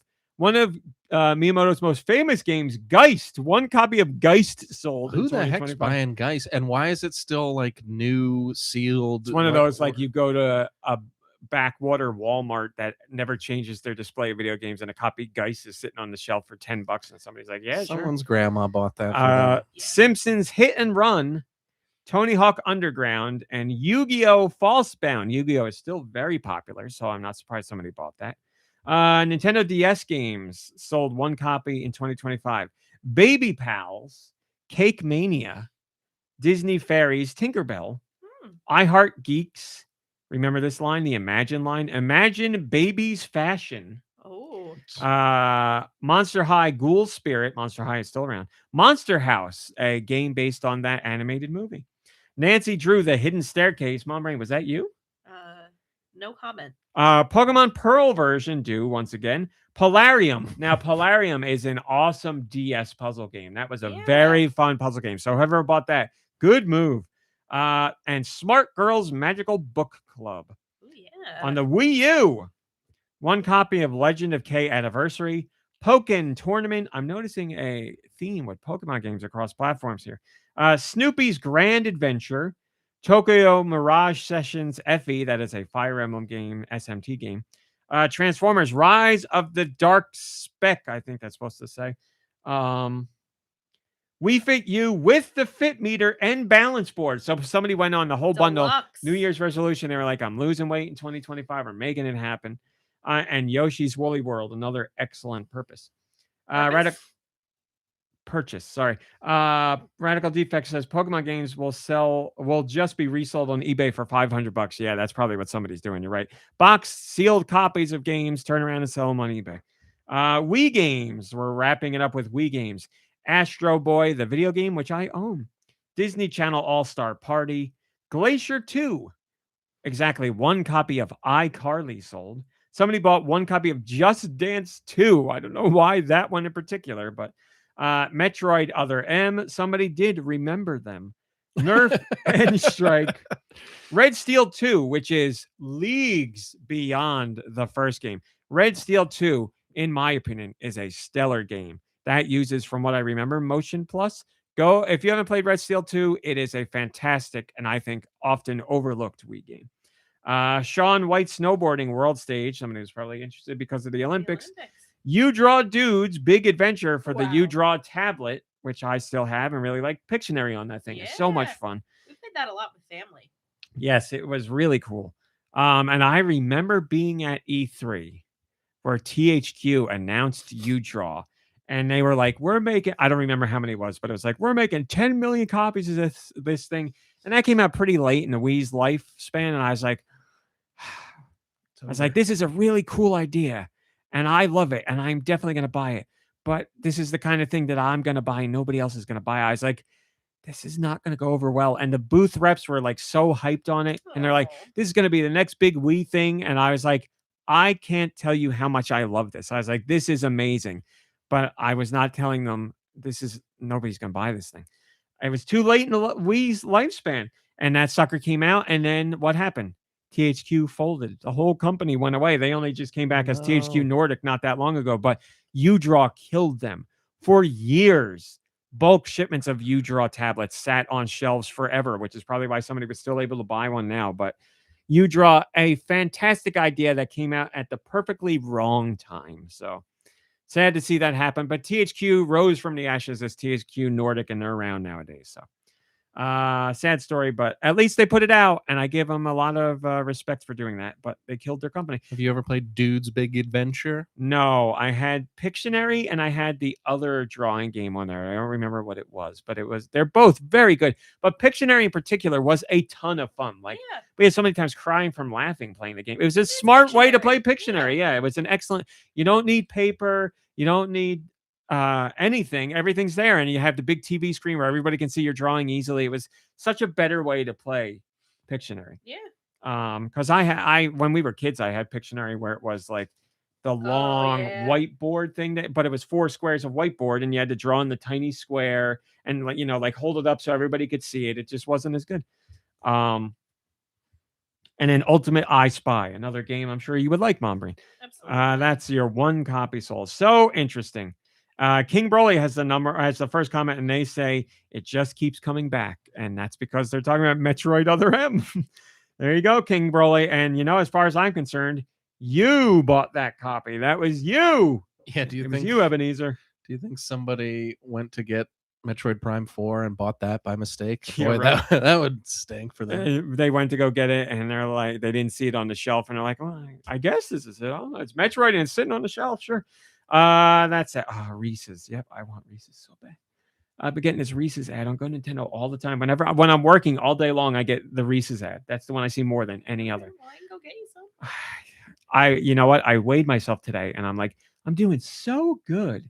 I'm like really proud of myself. And whenever that happens, with my weight, I stay in the same like 5 to 7 pound fluctuation area. And I go through the same cycle over and over again, where I get like right to pretty close to where I want to be.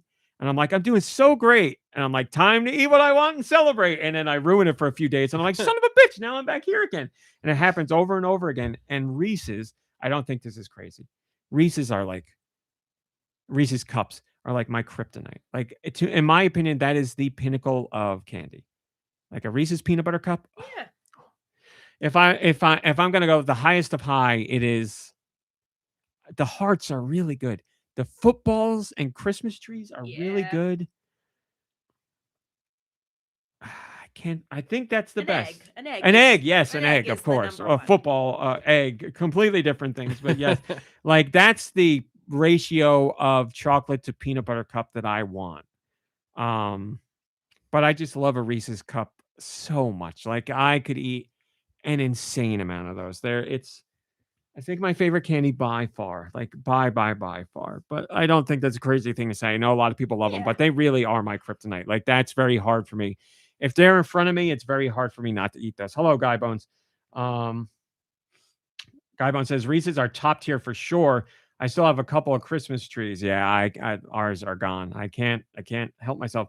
Ice Dover says Reese's are pretty dang tasty. Tendivision says Reese's chocolate heart I ate today, not pictured because I ate it immediately. Yes. Of course. I had the Reese's heart as well, and that was one of my I felt like garbage after I ate that whole thing, but I loved every second of it. I was in heaven.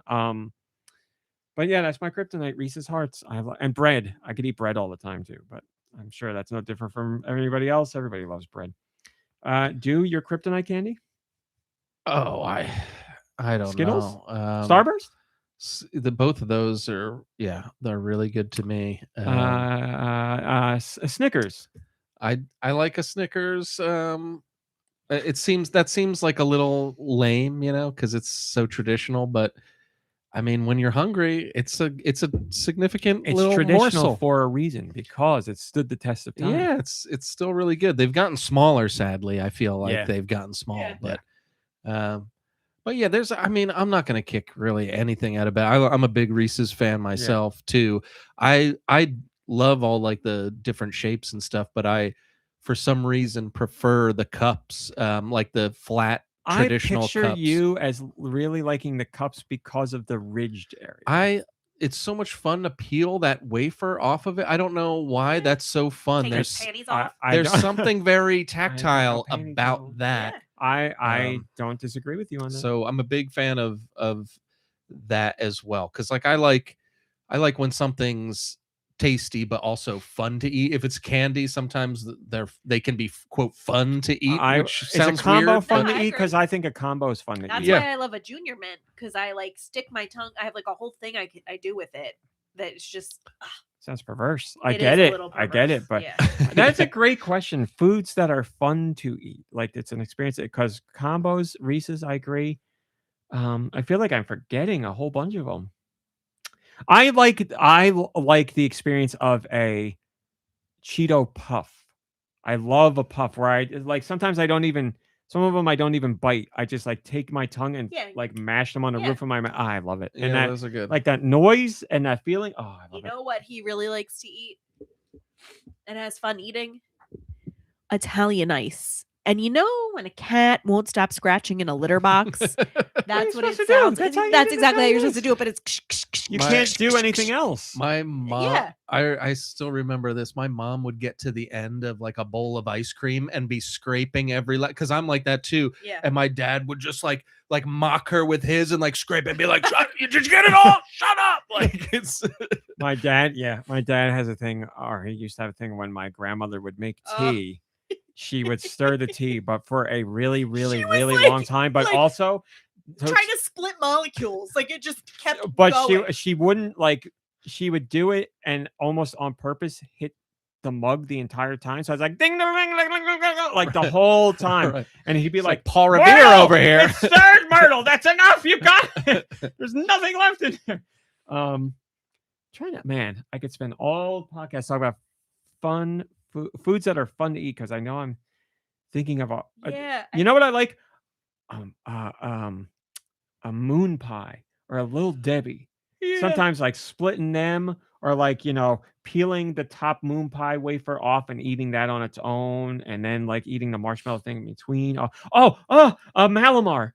The way it pops when you the crack of the marshmallow and the chocolate dome when you pop that. Oh, that's heaven. When you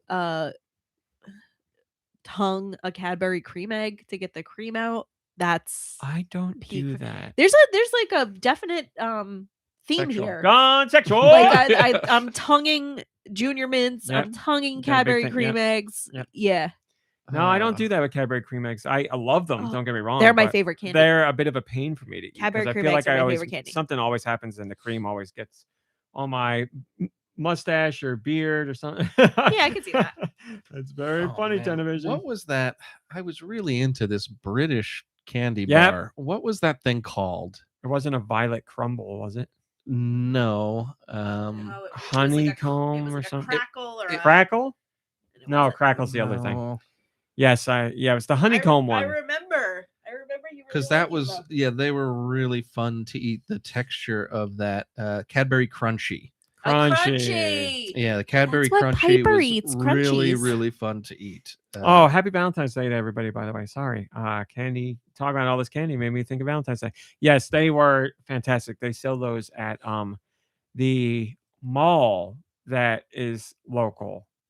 You know, down that way. the one that you Ah. used to know very well. The candy. Oh, yes, that's right. I should have said that. The candy store that's in there now sells them, shelves and shelves of them. So if you are looking for an easy way to get them and you don't feel like waiting for them to be shipped or paying an exorbitant amount, you could get them there. All right, let's move on. MomBrain, my music, please. We're already in the sweet releases. Whoa. It's just the kind of week it was. What the hell? I went to move it and it wouldn't. All aboard! North America. What did you get this week? Let me tell you. On the Switch 2 is Chroma Gun 2 Die Hard. That's DYE. Hollow Knight, the Switch 2 edition. Mario Tennis Fever. Tokyo Scramble. That's one with Xenosaurs. Yakuza Kiwami 3 and Dark Ties. Reanimal from the same people who did, Little Monsters. Little Nightmares. Thank you. Star Trek Voyager Across the Unknown comes out on the 18th, so a few more days to wait for that. And the Super Bomberman collection is available on Switch 2. What about Switch? Well, you got plenty of things there too.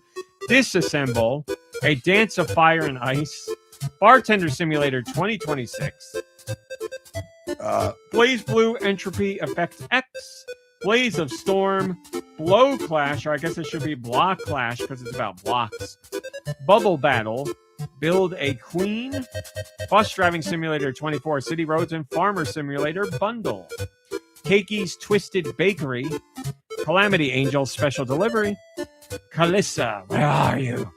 Centipede Gun, Clue, Murder by Death. Yes, that is the board game Clue, but a new version of it. Interesting. Dark Town Secrets, Lost Lulu Collector's Edition. Dear Me, I Was. That is the Dear game. Whiz, I me. That is the game that has art from the guy that did Hotel Dusk. It was previously exclusive to Switch 2. Now you can get it on Switch. Down Among the Dead Men. I believe that is an award-winning lit RPG that is now a video game. It's lit. The Egg Console PC 8801 version of Eggy. Escape Prison Obby Getaway. Find the Four-Leaf Clover. Frogging Up. What is it? Frogging Up? Yeah, Frogging Up. Hakuoki SSL Sweet Life School or Sweet School Life. Heart of the Forest. Hunter's Music World. Jigsaw Realms Seasons.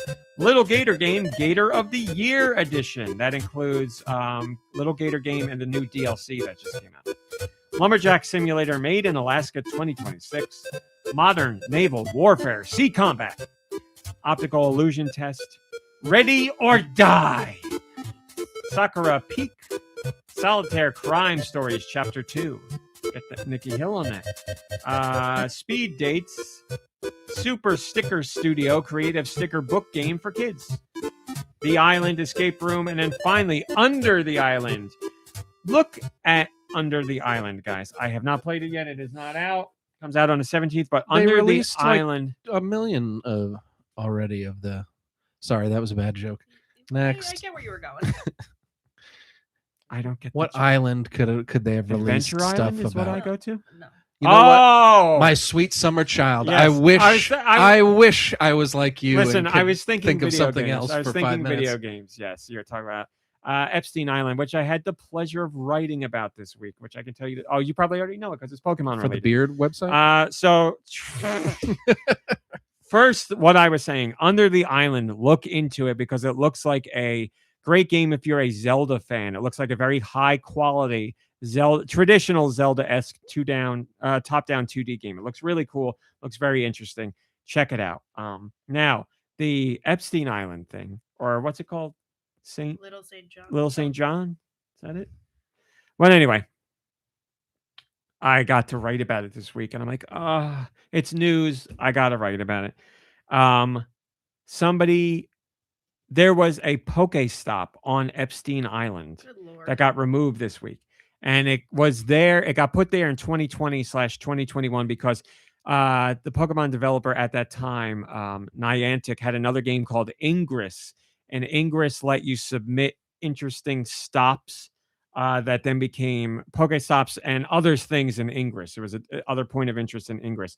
So fans would submit them and they'd get approved or denied. I have no idea how this got approved back then, but it got approved. And then that data for Ingress was used when building Pokemon Go. So somebody didn't comb through the data, and Pokemon Go had a Pokestop on Epstein Island. Now, obviously, nobody was visiting that in real life and playing Pokemon Go, but people were spoofing their location to show that they visited a Pokestop on Epstein Island. And when this was brought to attention to the Pokemon Go developers, they removed it. So that's the story that I had to put Jeffrey Puff. on the site. Sorry.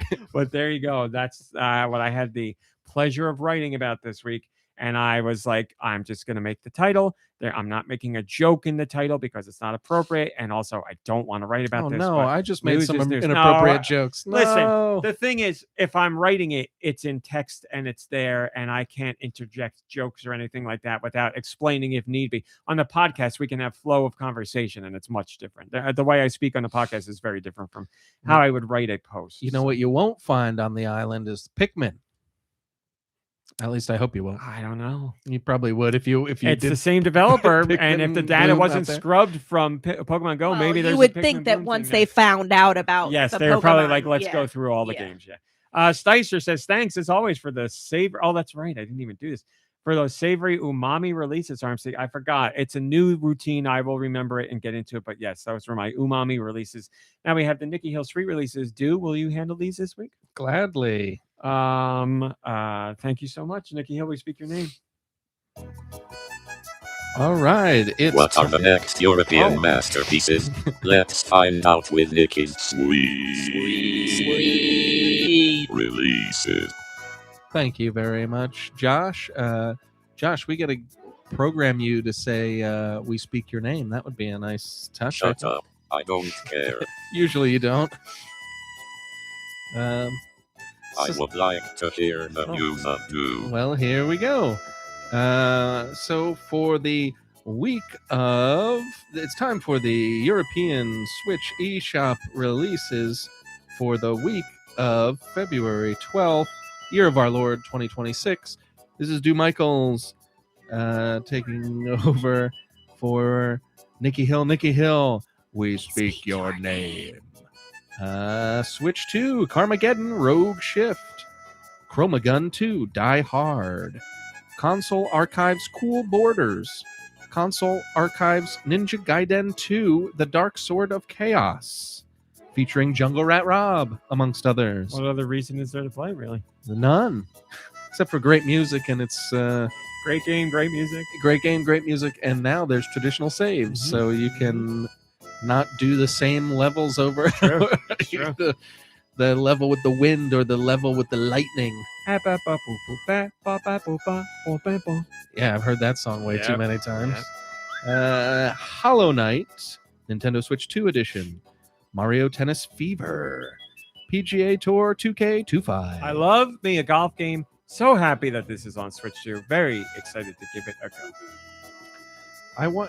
Does it have motion controls? Because I feel like I could never play after that Tiger Woods game on the Wii. I could never play a regular golf game again. I'd have to. So off the top of my head, I'm going to say no, and I would imagine it's only because it's a port. If they're going the same way they go with WWE 2K, they did the port of 2025, and then the new one is taking advantage of all the Switch 2 features. So when 2026 golf comes out, I would imagine that will have motion controls. But I'll double check now while you're playing part of Nikki Hill. Yeah. Super Bomberman Collection. Tokyo Scramble featuring the Xenos or Xenos. Yakuza Kiwami 3 and Dark Ties. Dark Ties was the Family Ties spin-off where never mind. They made fun of Michael J. Fox for his disease. That would That's be dark. really dark. That would My be dark. goodness. I didn't make the show. for regular Switch, Disassemble, a dance of fire and ice. That come on. I know. Blaze Blue Entropy Effect X, Blow Clash, Bubble Battle, Build a Queen, Cakey's Twisted Bakery, Kalissa, Centipede Gun, Cute and Cozy 5-in-1, Dark Quest Remastered, Dear Me, I Was, Down Among the Dead Men, Eggy PC 8801, Escape from Tarkan, Frostholm Isle, Graviators, Grey Hill Incident Reprobed Edition, Hakuoki SSL Sweet School Life, Heart of the Forest, Hunter's Music World, Jigsaw Realms Villages, Korean Monorail Panorama Line Soy-san, Lil Gator Game Gator of the Year Edition, Lines 98 Classic. Did you say Limes 98? I didn't, George, but thank you for paying attention. Oh, that's a little bit of a sour note, but I guess I'll be all right. Little Strays 2, Lumberjack Simulator Made in Alaska 2026, Mila and Zug, Modern Naval Warfare Sea Combat, Hoo-yah Navy, Nom Nom Apocalypse, Optical Illusion Test, Smash Out 2, Snow Bros Classic Collection, Space Bubble Shooter, Streamer Simulator 2026, Super Bomberman Collection, Super Sticker Studio Creative Sticker Book Game for Kids, Super Sticker Studio, Saxman, Sergio Flores. The Prisoning, Fletcher's Quest, Trigod Pat's Yeah, Trigod Pat's RPG, Sure. Ultimate Battle Kingdom, USA Army Soldier Simulator, Vampire Boys Love Story Date or Die, Vampire Girls Love Story Date or Die, What we like to say. Ya Bye Girls Valentine Babe, Yeah, baby. Yeah, bye bye. and last but certainly not least, Zumba World, The Crazy Marble Dimension. Is there a That comment is there? stupid. There is.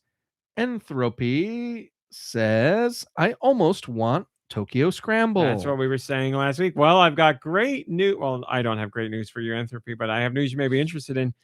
I randomly got a review code for the game, Oh. and they made a point to let me know you can play this with your friends through Game Share. So I'm going Really? to put it out there for our Switch 2 owning friends. We could go out there and hunt some Xenosaurs. Yes. Oh my god, that'll be fun. I don't want to go. Well, in- you're not hunting them, right? You're running from them, aren't we? Or you use the I guess, environment to. yes, trap them or something. I don't know. We'll trap some Xenos for you. I And we'll scramble all over that Tokyo. I watched the launch trailer and it is so bad good. It's like it could really like straddle the line of being a mess of a game that is so much fun to play, and I hope that's the way it goes. But bless It you. seemes like a Thank you.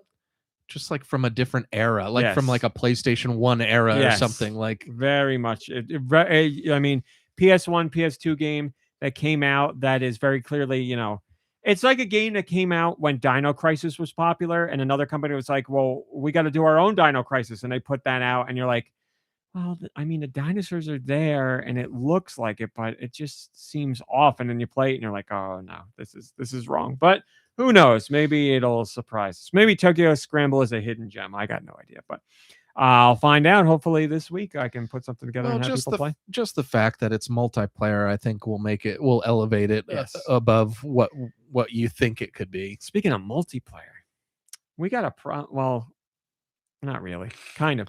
Got a kind of a problem coming up with Discord and all this stuff. Have you heard about this? No. They're going to make it so that you have to take a picture of your ID to use Discord to prove you're an adult. And the facial recognition software that they're going to use is tied to Palantir and Peter Thiel and all this, and I'm like, that's a breaking point for me. Like, I don't want to take a picture of my ID to begin with and put it on Discord or to use Discord, but ties to Palantir and Peter Thiel. I'm like, I don't want any of this. Wrong. So I think we're gonna have to have a talk in the old Discord. Oh no. I don't know. More to look into, but something to talk about. But anyway, let's talk about what we played. MomBrain. Yeah. What have you been playing? Well, Oh, 10th Division. I like that bad joke. I beat Discord Nope. Dispatch. Yay! I mean, I guess, I guess saying I beat it feels weird. Like, I finished it. completed it. Yeah, right? Because, like, there were times where I was like, like, just so I got to see moments where engrossed. MomBrain's jaw was not literally, but on the floor, where she was left mouth agape, gasping. I mean, Hi, Drake. Drake says, "Wrap it up. MomBrain beat Discord." that's it. Everywhere beef was involved was Yeah, that was some intense stuff at the end. yeah, holy moly. I still maintain that episode 5. 5, I think, where you end at the taco shop I think after that was my favorite. it was my moment favorite. as well. It was my favorite episode. I mean, I loved them all, but that was definitely my favorite. That was like when you felt the camaraderie kind of gluing together. You Yes. know? Well, I mean, you might if you told the team that you were Mecha Man, because some people didn't tell them that. I didn't. Wow, that's Right? I was sitting there watching her, and I don't can't build trust if you're keeping stuff like I that. didn't from say her. I never commented on her decisions as she made them, but at the end of the chapter, I would comment, and as soon as that chapter ended, I was like, "You didn't tell them you were Mecha." Why That's did what you makes not it tell interesting, them?" though. I'm glad that you made different decisions, just because I think that's what makes it so much more Yeah. interesting. Like Drake, Yeah. this version of Dispatch, just Dispatch is done, but there will be a follow-up. There will be a sequel. So as far as the first Dispatch game, it is complete. Yes, it is content complete. I think it might be my favorite game. She did say that. I mean, I know that it leans more towards like visual novel in a lot of ways. So, But it has way more of a gameplay aspect than visual Yeah. novels. Like the whole dispatching thing Yeah. is a game. That's the game. That's the game. there was so much heart and so much like vulnerability in the game, and there was it was, I don't know, it just there was a realness to it amongst the characters, and like I felt like I had feelings for each of my superheroes. almost every single one, I think. I liked them all, and it really does a great job of giving you the dregs. And in the beginning, you're like, "Oh, this is my team," and you kind of don't like anybody legitimately. And then by the end, they do you would like go to war for any of them. Or it was great, really well done. And I think I even like when you can like level them up in like each of the areas, I'd be like, well, I want you to be this person, and I want you to have more, you should have more charisma. Like you just felt such ownership over your experience. It was just such a lovely story.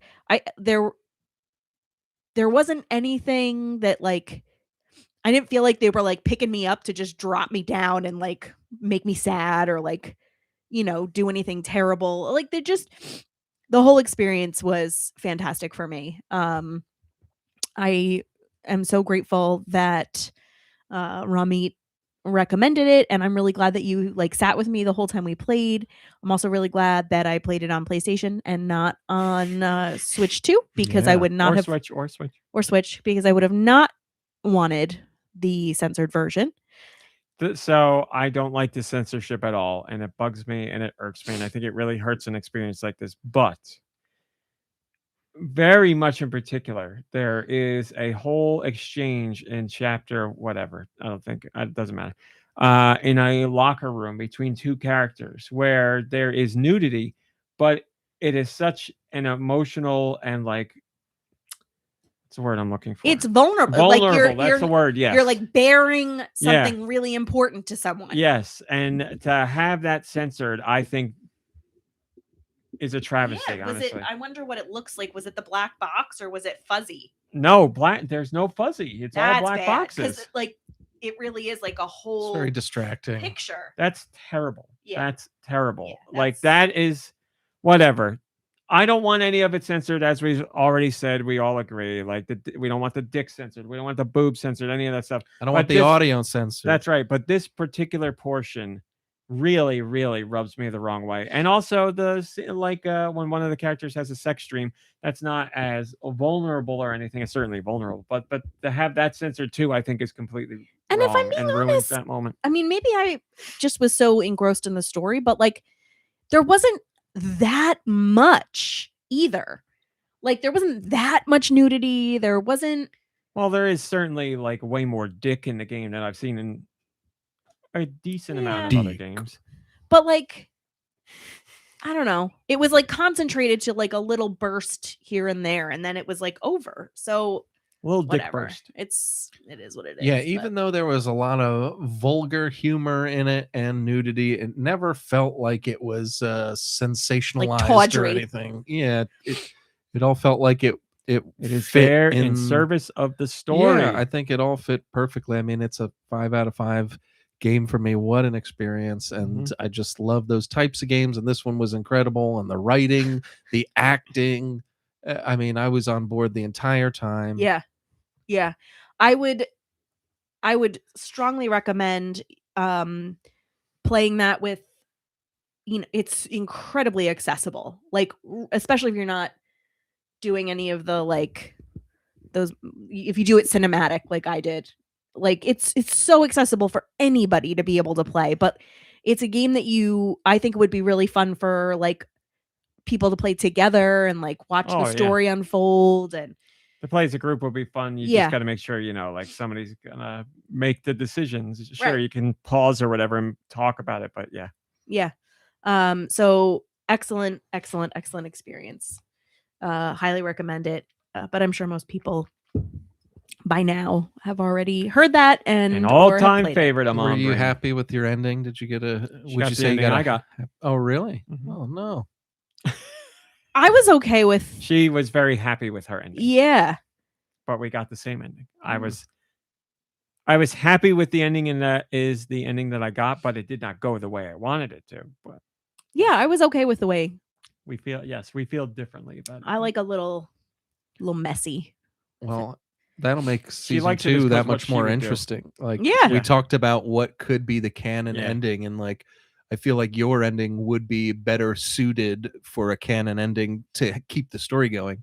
It'll be interesting to see what they do. Definitely. Mine was wrapped up in a nice little package. Yeah, MomBrain doesn't like that at all. Is that it, MomBrain? That's it. Dude, what have That you was been a good playing? one. Oh, thank you.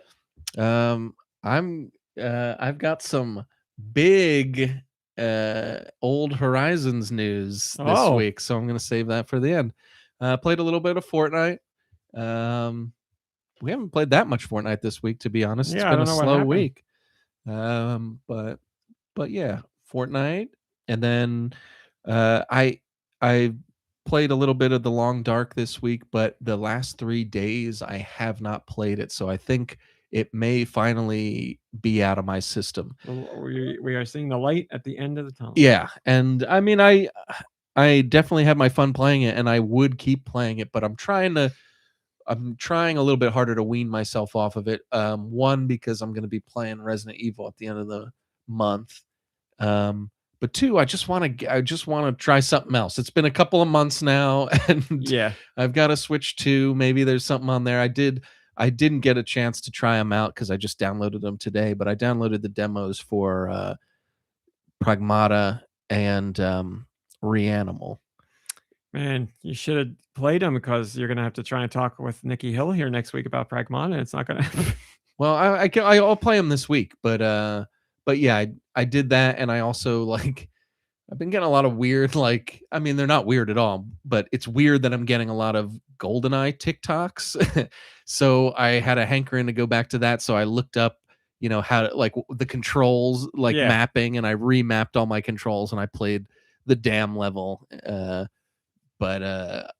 Anyways, so the big news on the island of Murrayland is we've got a new villager, ladies and gentlemen. What? That's right. So I mean, you need a drum roll? I don't maybe. So you know how every once in a while someone will visit your campsite and it's always like the biggest loser Yeah. you've ever seen every Totally. single time, right? But I, for some reason, keep going in there. A real Dorcas Malorcas, if a you will. lot of Malorcases come to the The campsite. Malorcas family. Yeah. But I popped into the tent this week when we had a camp visitor, and who was in there but the famous Rolled was in there, and I couldn't believe it. I couldn't believe it. So I immediately Googled I was like, how the heck do you get someone at a campsite when you have a full island?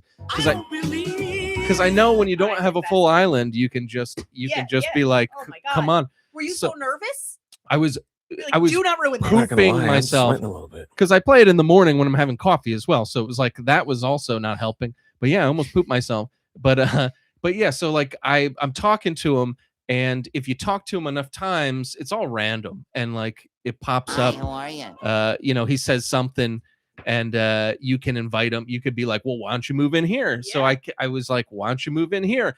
And he'd be like, no, I'm working on a protein shake or something, like some weird thing.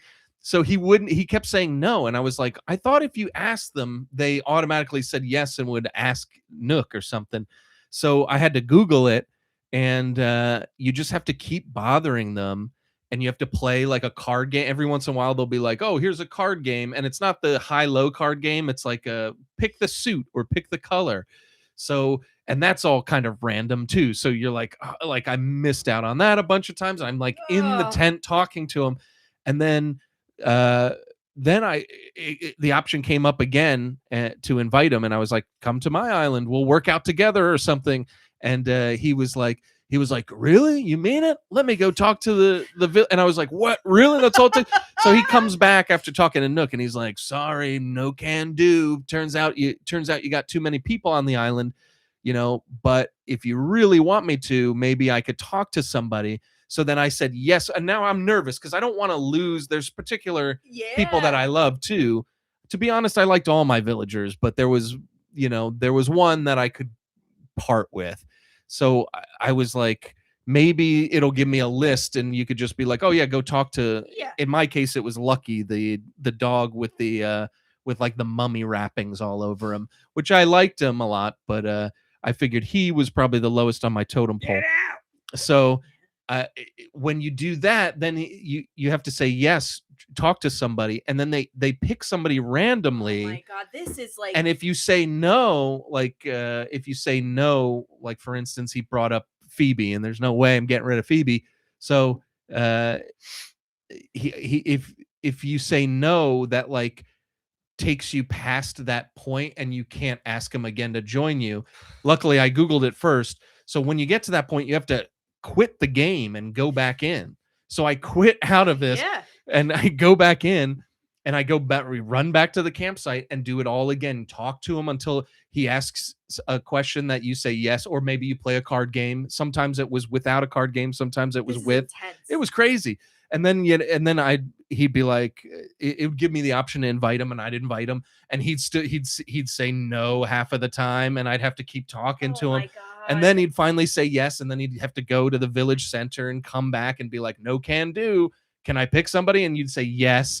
And then he randomly chooses someone again. It took me about 6 times. Oh my God. And you know how long it takes to load that game up. You're quitting, going back in, loading it up. But luckily, I finally got to the point where he was like, how about I talk to Lucky? And I was like, that's right. I finally got lucky myself. Do it. And so he goes, talks to him, and he comes back, and he's just like, Lucky was already packing. He couldn't wait to get out because I mean, you feel so bad kicking somebody out, but you know. what? I bet Fantastic. he's probably happy where he's going. I think he is. I mean, I spoke to him the next day because he, you know, they get a day to pack up. Awkward. And I went into his house and he was all packed up.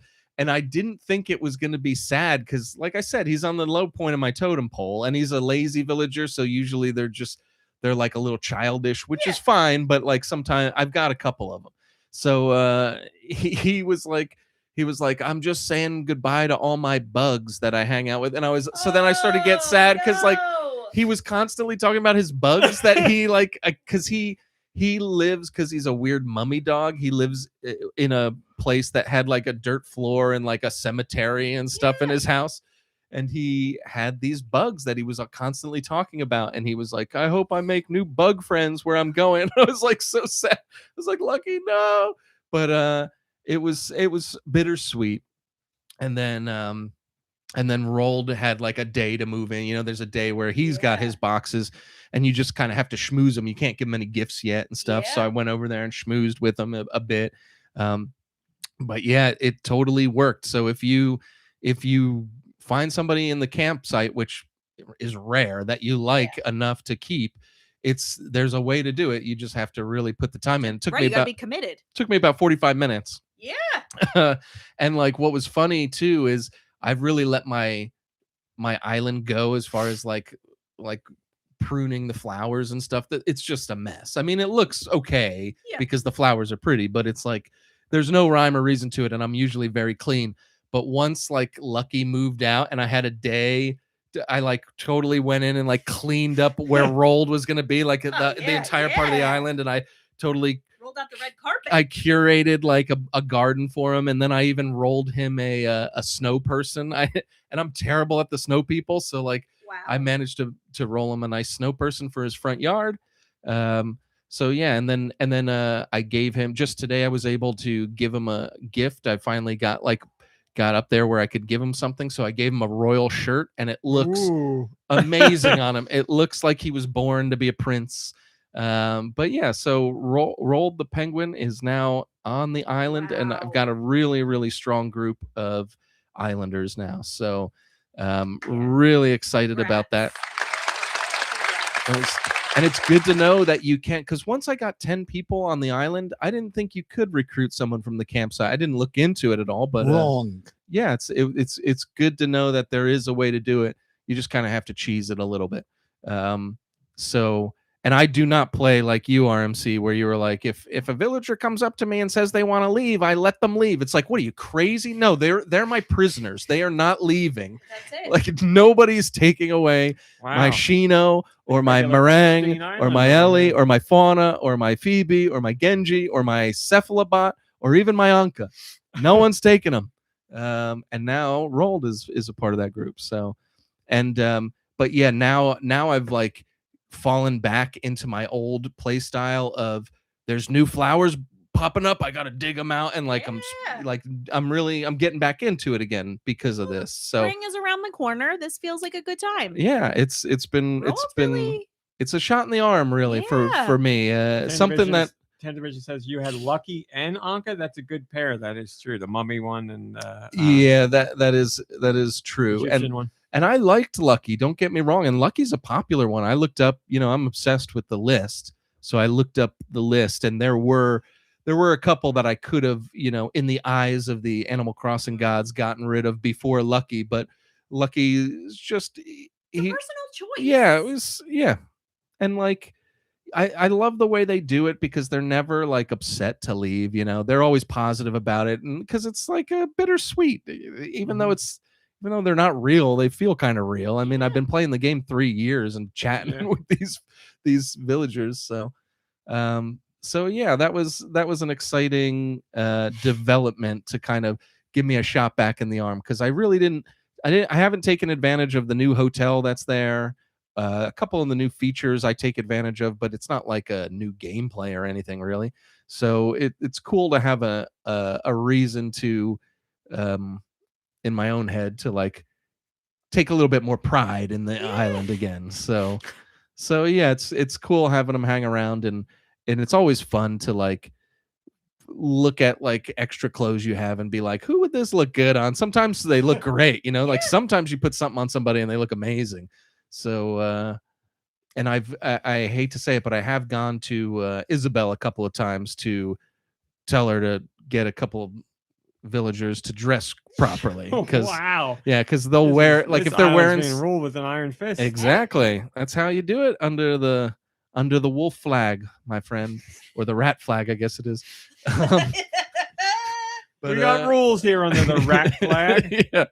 So yeah, it's really cool. I'm back into it. I mean, I've been playing every day a little bit, but it was been more maintenance and less like having a little bit of fun with it. So now I'm having fun with it again, and you never know. Always check the campsite if someone's there. You never know who you're gonna find. Usually it's some like weird.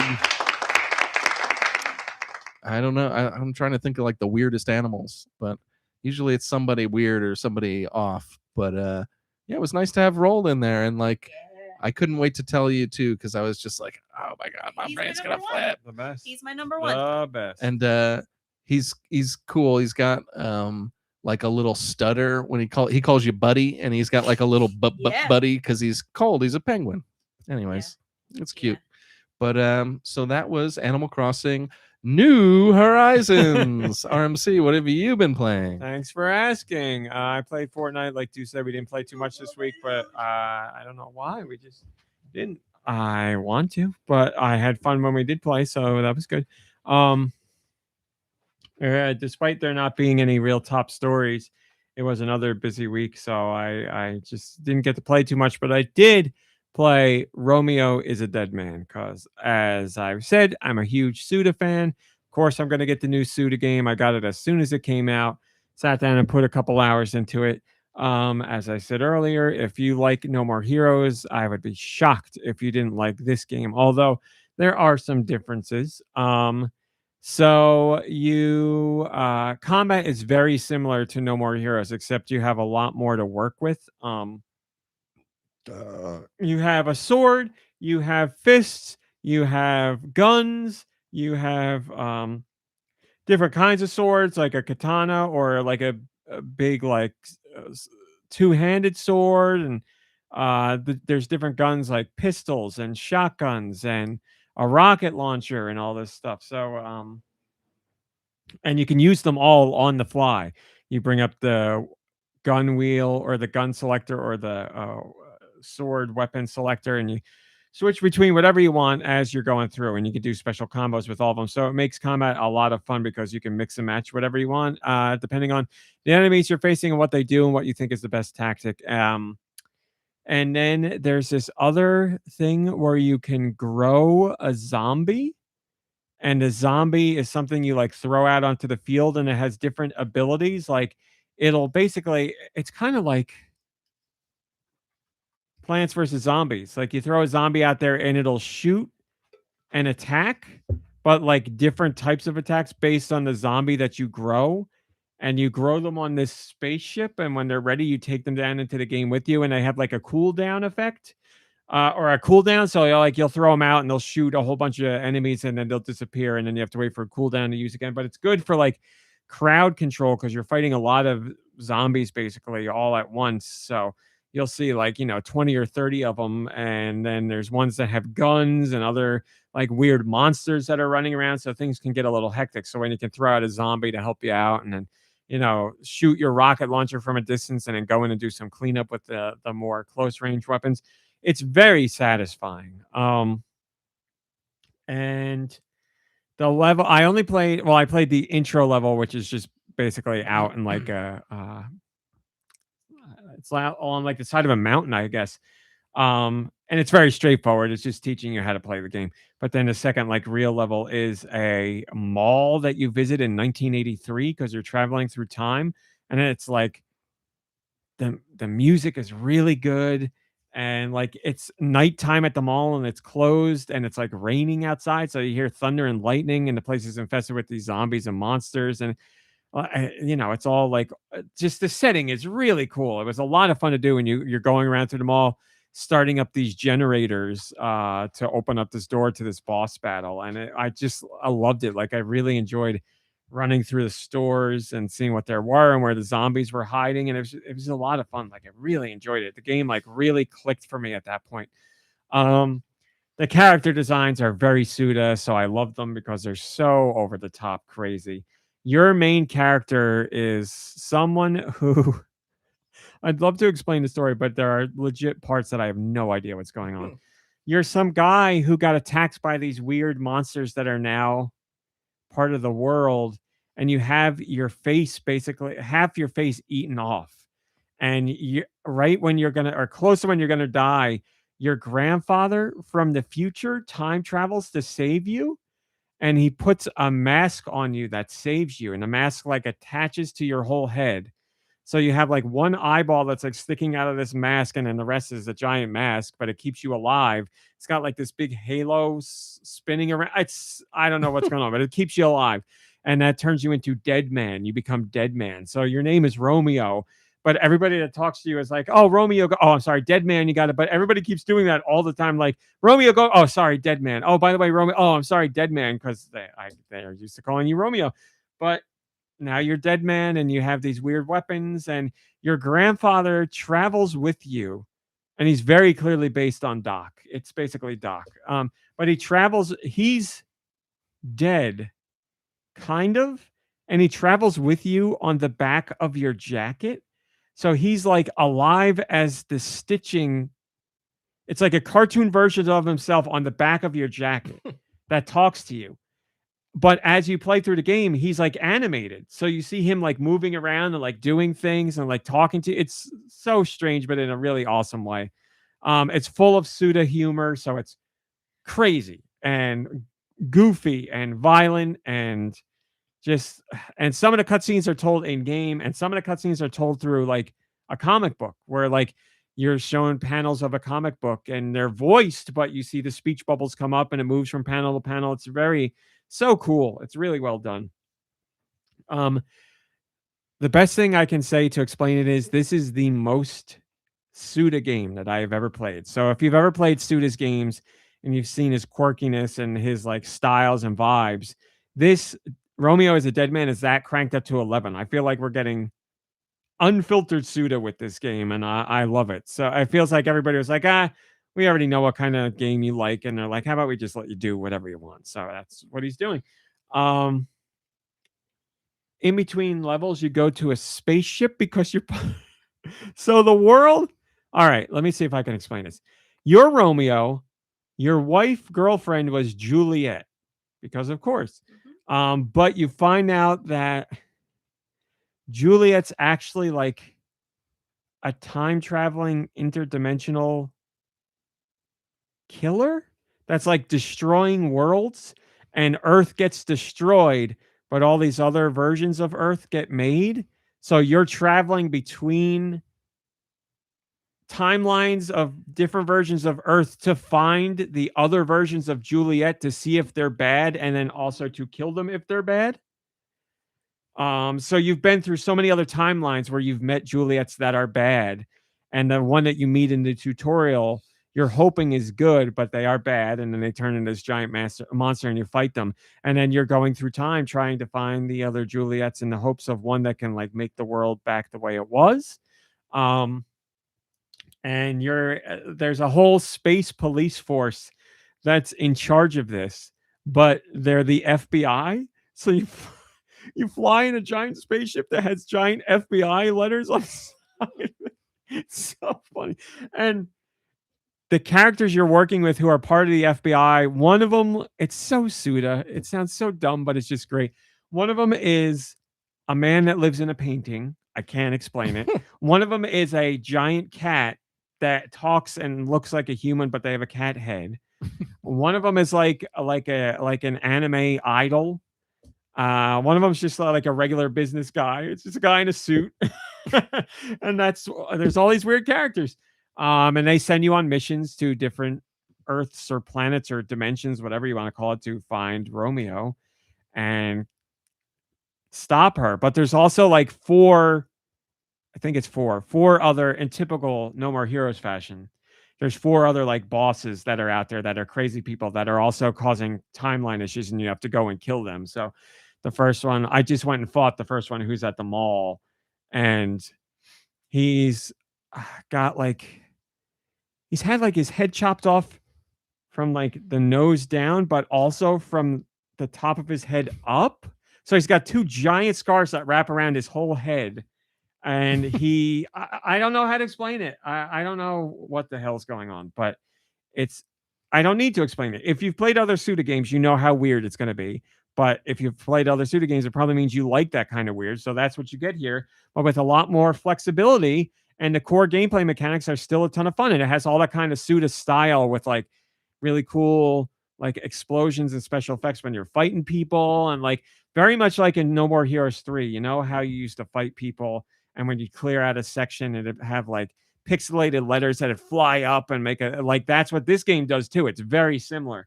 That like arcade kind of Yes, stage that's what it's like. And like you level up your character in all different ways, and they have all different kinds of mini games that you play to level up that are old school mini games. So a lot of the DNA of No More Heroes, like I said, is alive and well in Romeo is a Dead Man, but it's explored more, and there's other like combat is much more varied as far as what you have to do combat with, and it's fun to just on the fly mix and match and all those things. It's really enjoyable. And the enemies are just fun to fight, and enemies will sometimes have like special flowers on them that are weak spots, and when you hit them they'll weaken, and if you hit them again enough times the enemy will explode instantly. And so you have a mix of zombies and weird creatures that all act differently, and very fun environments. I don't know where I'm going next, but soundtrack is awesome so far. The song that they had when you were fighting the boss at the mall, I'm not really into like screamo heavy metal, but that's what this song was. And it was just perfect for the fight that was going on. I was like, this feels so cool. You're running around in like a circular part of the mall, and this guy is like a giant head, and you can go between floors in the mall, and he like will electrify one floor, so you have to go down, or vice versa. And he shoots things at you while he's spinning around, or he'll like fly up in your face. I'm in your face. And like bite at you and swing his like head guts at you. I don't know what to say. It's just so Suda, but it's so much fun. So do you like No More Heroes? I'm sure you would like Romeo as a Dead Man. The only weakness I can see so far is that, in my opinion, Travis is infinitely cooler than Romeo. Romeo is just kind of like a regular guy that's very nice and a little bit socially awkward, I guess. But I've seen little glimpses of him like becoming a stronger personality, so I don't know if that's going to continue to change as the game goes on. But as far as main characters go, Romeo's like funny and he's fine, but Travis is just like cool and really crazy, and I prefer Travis. But outside of that, it's great. So I'm very excited to see where it goes. I can tell you I legitimately don't know where it's going to go, because who the hell knows? I just know I have to find Juliet's, and I know I have these 3 other bosses I'm going to have to kill. But could the it's awesome. main character have been Travis, and could it have been called No More Heroes 4? In my opinion, yes, 100%. It could have been No More Heroes 4, and you would have been like, oh, this is doing some really different things for No More Heroes 4. But it's not so far off the beaten path that you would be like, this isn't No More Heroes at all. If anything, you'd be like, oh, they expanded like the traditional game parts of it more, whereas it's not just the boss rush. You know, No More Heroes games have their levels that you run through, but they're kind of short, and it's a boss gauntlet, those games. This is much more fleshed out in like traditional gameplay. You have stages to go through and do things, and a boss fight is just, you know, a boss fight. But yes, if this was called No More Heroes 4 and Travis was in it, I would not bat an eye. If anything, I'd be more impressed probably, because I'd be like, oh, they're expanding the idea of it. But doesn't make me dislike Romeo as a Dead Man anymore. I'm playing it on Xbox. I can tell you the one thing I really, really, really, really miss is playing it with motion controls. I just want to play it with motion controls, because it would feel so good having like the final blow be something that you swing for, because I love that in No More Heroes. They did a good job with that in No More Heroes. Yes, I really, really liked it. And it really, the way those motion controls accentuated those moves, I really enjoyed that. So because it's so close to No More Heroes, I'm really feeling the lack of it here. I'm playing it on Xbox. I don't know if that's an aspect on PlayStation, because that has motion controls there. I haven't looked into it. It's not coming to the Switch? It is not on Switch 2 yet, but Suda has said multiple times He wants it on Switch 2. It should be on Switch 2. They are working right now to bring it to Switch 2. He said it in every single interview, even when he's not asked about it. So I think in my reading of it, it's definitely coming. He just can't officially say it yet. But it's very much a case of he started developing this during the Switch era, and the Switch couldn't handle the game. So Switch 2 port had to come later. So I have never been more sure that this game is going to Switch 2, and I'm sure it will be announced in a Nintendo Direct. I wouldn't be surprised if it got announced in the next Nintendo Direct where they just officially said it's coming, and I'm sure it would have motion controls there without a doubt. So if you want to play it on Switch 2, I would say then hold off, because it will definitely 100% be there. But I got it on Xbox just because I felt like getting it on Xbox. So that's what I played. Really liking it. Excited to see where it goes from here. Nobody makes games that feel like Suda games do, because nobody can match his style. He's got a very unique style that is like I keep saying shotgun blast so much this podcast episode, but it's like a shotgun blast of all the things Suda likes, like Twin Peaks and wrestling and anime and the Smiths and like Cats. sneaker stuff and clothing and like American, yeah, like just what 80s somebody from music. Japan would Yes. think Americans Yes. are into. Yes, that's what it is. It's very much, and he wears all that stuff on his sleeve and is very open about how much he loves all those and how much of all that stuff is an influence for him, and it sings through in Romeo's a Dead Man. So that's what you get. All right, questions. Send your questions to GoNinpod@gmail.com. Where? GoNinpod@gmail.com. Maybe I will. We got a question from, oh yes, I wanted to give you a chance. As I said, Aaron Cup last week. This was a Patreon question, but I just want to get to this. Aaron Cup is a museum curator. We talked about, they asked if we liked museums. Deux said his piece, I said mine, and I said it's a shame you weren't here. I wanted to ask you, so say anything you want about museums. I love them. I was just actually very recently at the American Museum of Natural History, and in a couple of weeks, actually got a text from one of our cousins from where I'm headed. In a couple of weeks, I'm headed to the cloisters to see I think it's the Art of Desire. They have an exhibit on like the Middle Ages and, the Art of Desire. Of course, our cousin sent me the unicorn tapestry. Glorious. I love a museum. I love how much care goes into whatever it is you're there to see, that like people just care so much about the exhibit, the topic, whatever, that they spend so much time and money to make sure that it's preserved and that people have access to it. There's something very, I don't ever really feel this way in America. I mean, I guess maybe I do a little bit, but like Plymouth Rock is a bummer if you've ever been there. But I felt this way when I was in Europe, where I was like, it like scrambles my brain to think about how like there's stuff in Europe that is just, Hey Rex, so old, like so Yeah, old, and like it's the just city like itself there. is like a museum to us Right? because of the age of it, kind of. Yeah, and it's just so incredible to me, like just to even see like the dinosaur bones, like that's like a real guys talk about dinosaurs. dinosaur bone, like that's Yeah, that's what they wild want to you to me. think. Like, so I think all that stuff is really, really cool. I do thoroughly enjoy when the exhibit, you know what else I love? I think about a museum, it sort of reminds me of like the way I feel about magazines as compared to books, where it's like a magazine gives you information When you're on the toilet. in a really small, digestible way that's presented in a way that's very aesthetically pleasing, and like it just sort of downloads the topic to you because it's like it's multimedia or whatever. So I thoroughly love a good museum, and to see like some certain pieces of art like in person is incredible. And I think I love when a piece of art just moves you. And I'll tell you, when I saw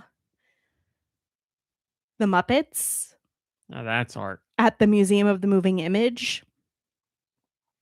It was Moving. and it was like this amazing moment of like, that's my friend Kermit. Like it just like Rolf, like that. Oh my God, I know him. He's my friend. I saw a TikTok. It was probably that same museum, but there was this girl who was just like crying. Yes! And they're like, Yeah. why is she crying? They go over and Yeah. it's just like an exhibit of Rolf. And she's like, it's Rolf. Yeah, I like, think I would tear up. I honestly think I would. yeah, like Miss Piggy in her wedding gown. Like, Oh, I'm not tearing up. it really, Miss Piggy's funny, but she's not my cup of tea. it just, she's just a girl. There's just something really incredible again about the fact that like, and maybe redeeming about humanity that we care enough about things To shove to- our hands up their asses. Yeah, I love to go to the Tenement Museum because I feel like it reminds me of why America is supposed to be great and like what immigration and immigrants mean to us. And I can't say enough wonderful things about museums. And I guess my hope would be that if you bring kids to museums, that you make sure that it's a right match for the kid so that they have an experience that like is appropriate and meant for them, because they can absolutely ruin your Yeah. experience at the museum as an adult trying to like take it all in and like, But I've seen everything. you know, and there's lots of children's museums, which I think are an incredible way to give children opportunities to experience things.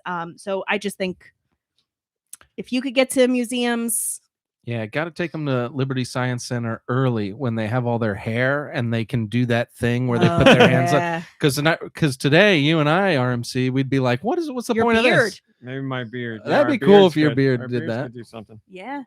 I Your did one of beard might. those at a local, it wasn't Liberty Science Center. It was like more of a local place, but they do the tunnel that you crawl through in the dark. And I remember one of my 5th graders was like, I was like, I don't know. I don't know. And the kid was like, no, I got you. Like, just, and I was like panicking in there. And there was a kid behind me.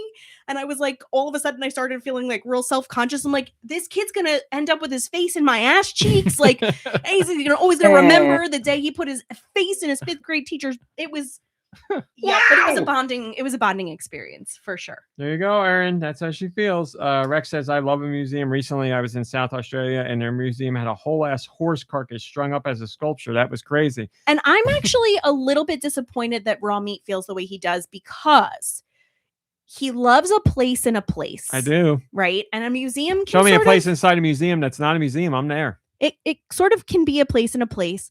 Most museums are quiet. I do and like that. cool. I And do like like if you that. go to the Hall of Gems at the Museum of Natural History, it's like dark I bet. and like you can it's so like calm and peaceful. But is there a Pizza Hut inside of it? I was No. thinking about this because I thought it was such a good question last week. I was thinking about you, RMC, because I know you hate museums, and it's like it's like a Pavlovian thing for you. Like you hated it so much as a kid that now you still hate them to the point where I believe that if there was like a Nintendo museum, you still wouldn't like it. There is a Nintendo museum. Yeah, like I bet you have no I mean, they have the interest at all in displays at going Nintendo there. New York that are like, you know, the one that Call me survived, crazy. like I'd rather go play the goddamn games. I don't want to look at the thing. I mean, and you be don't like, have to get "Oh, upset. I'm just yeah, saying. but can't I just think there's It's not. I I'm not know, upset I with you know, I guys. know. It's my distaste of. I think it's funny. Yes, Rex, I do like that. Rex says, "Does RC enjoy a museum gift shop?" That I like. Did you visit the Louvre? Yes. I didn't have time to get there, but I feel like that'd be really overwhelming. You need like days to kind of like go through and like Yeah, we only did one day there, so we didn't get everything, but I did get to see some things in person, like the Mona Lisa in person was really interesting because it's way smaller than you think. yeah. And Michelangelo's David happened to be there at the time, and Wow.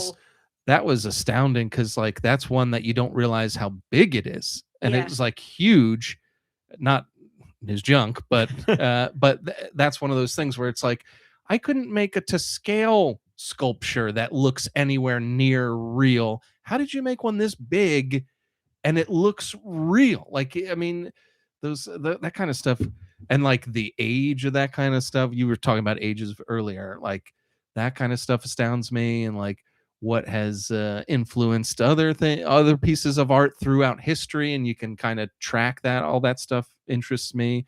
But like you were saying, just the fact that, you know, we didn't just find a dinosaur bone. Like, they found it and they studied it and they know all about this thing and they put it together and it's here, and now we have all this information on it, and it was like, and it's something that's relatively new to us as far as like what we know about them, and we're still finding out new things about them. That was one of the really cool things about seeing the dinosaurs, because from the time that one of the T-Rex skeletons was assembled and put on display till now, they've learned that the T-Rex actually stands or stood differently.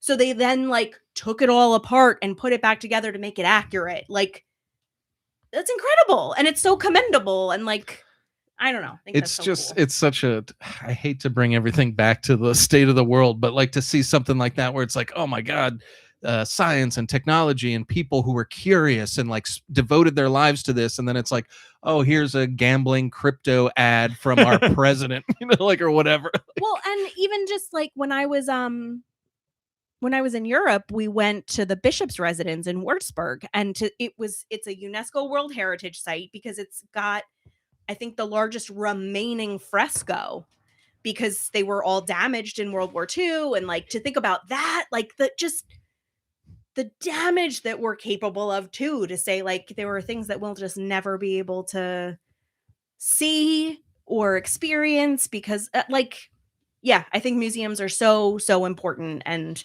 It's like a living history in a way, you know, like, living history museum. Yeah, which I find, I've been there. you know, as much as I like history, that it like adds to it, you know. It's like a witnessing history or being there to, I don't know, see it in person, or I don't know. Yeah, you connect in a way that you didn't.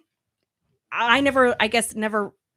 I'm always surprised when I connect to the, you know, it's like, oh my God, that's the Mona Lisa. Like, you know, it's there. You've seen pictures of it. It's in movies. It's in, you know, it's on socks.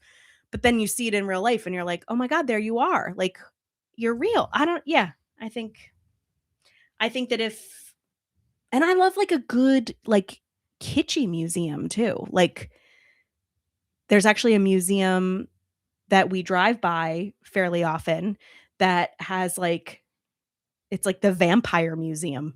And it's like, man, maybe we should go in there and like just see what they've got. I don't know. Like, I like a good. There's literally nothing that would entice you into a museum. It's just the name of museum. You just, But he does like the local visitor center.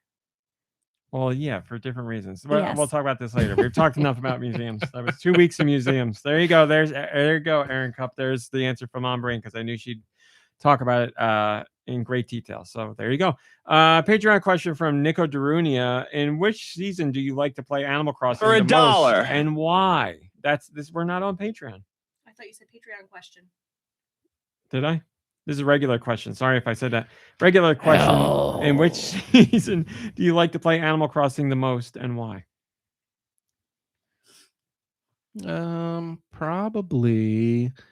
probably autumn. I like when the leaves change and you're like catching the leaves, and it's not the winter time yet, so you don't have snow everywhere, and it's not always snowing or raining, so you don't have to like clean up your flowers the next day. Yeah, probably autumn. Some reason, I don't know why. I picture like summer. I picture summer on my island whenever I'm playing. But from like my favorite season is spring. So, you know, I guess I like spring too. I'll give it a nod. I mean, like I've said, I haven't played in forever, but summer, hands down. I don't like any of the other seasons, so summer is my go-to without a doubt. MomBrain, we do have a Patreon question. Okay. Did you know that you can join the Patreon? For $1. For $1. Sinfield did, and they asked this question. Help. Hi, guys. After the Patreon post about UFO 50 on August 12th, it got me thinking, what's your top 5 UFO games in order? Hopefully this will trigger listeners, myself included, to go give them a go. Thank you. In order, I don't know, but we could name ones that we would put in our top 5, right? Yeah, I definitely have 3 of them off the top of my head that I would put in my top 5. So definitely Night Home or Night. I think it's Night Home. I gotta look up the names of the games right now. I don't think it's Home. I think Night Manor. Manor. House. Yeah, Night Manor. Is that the one I watched your sister play? Yes. That looked like fun. Yeah, Night Manor was really, really good. Party House was one of my big favorites. I've played that probably the most. Huge fan of Porgy. I think it was called Porgy. I think it was called, where you're like a submarine, and it's almost like a Metroidvania where you're a submarine. That one was really, really good too. I put a lot of time into that and beat that one. Those are the 3 off the top of my head that stick out. I remember putting a lot of time into that robot golf game, that futuristic golf game. That was pretty good. Pin golf? Pin golf. And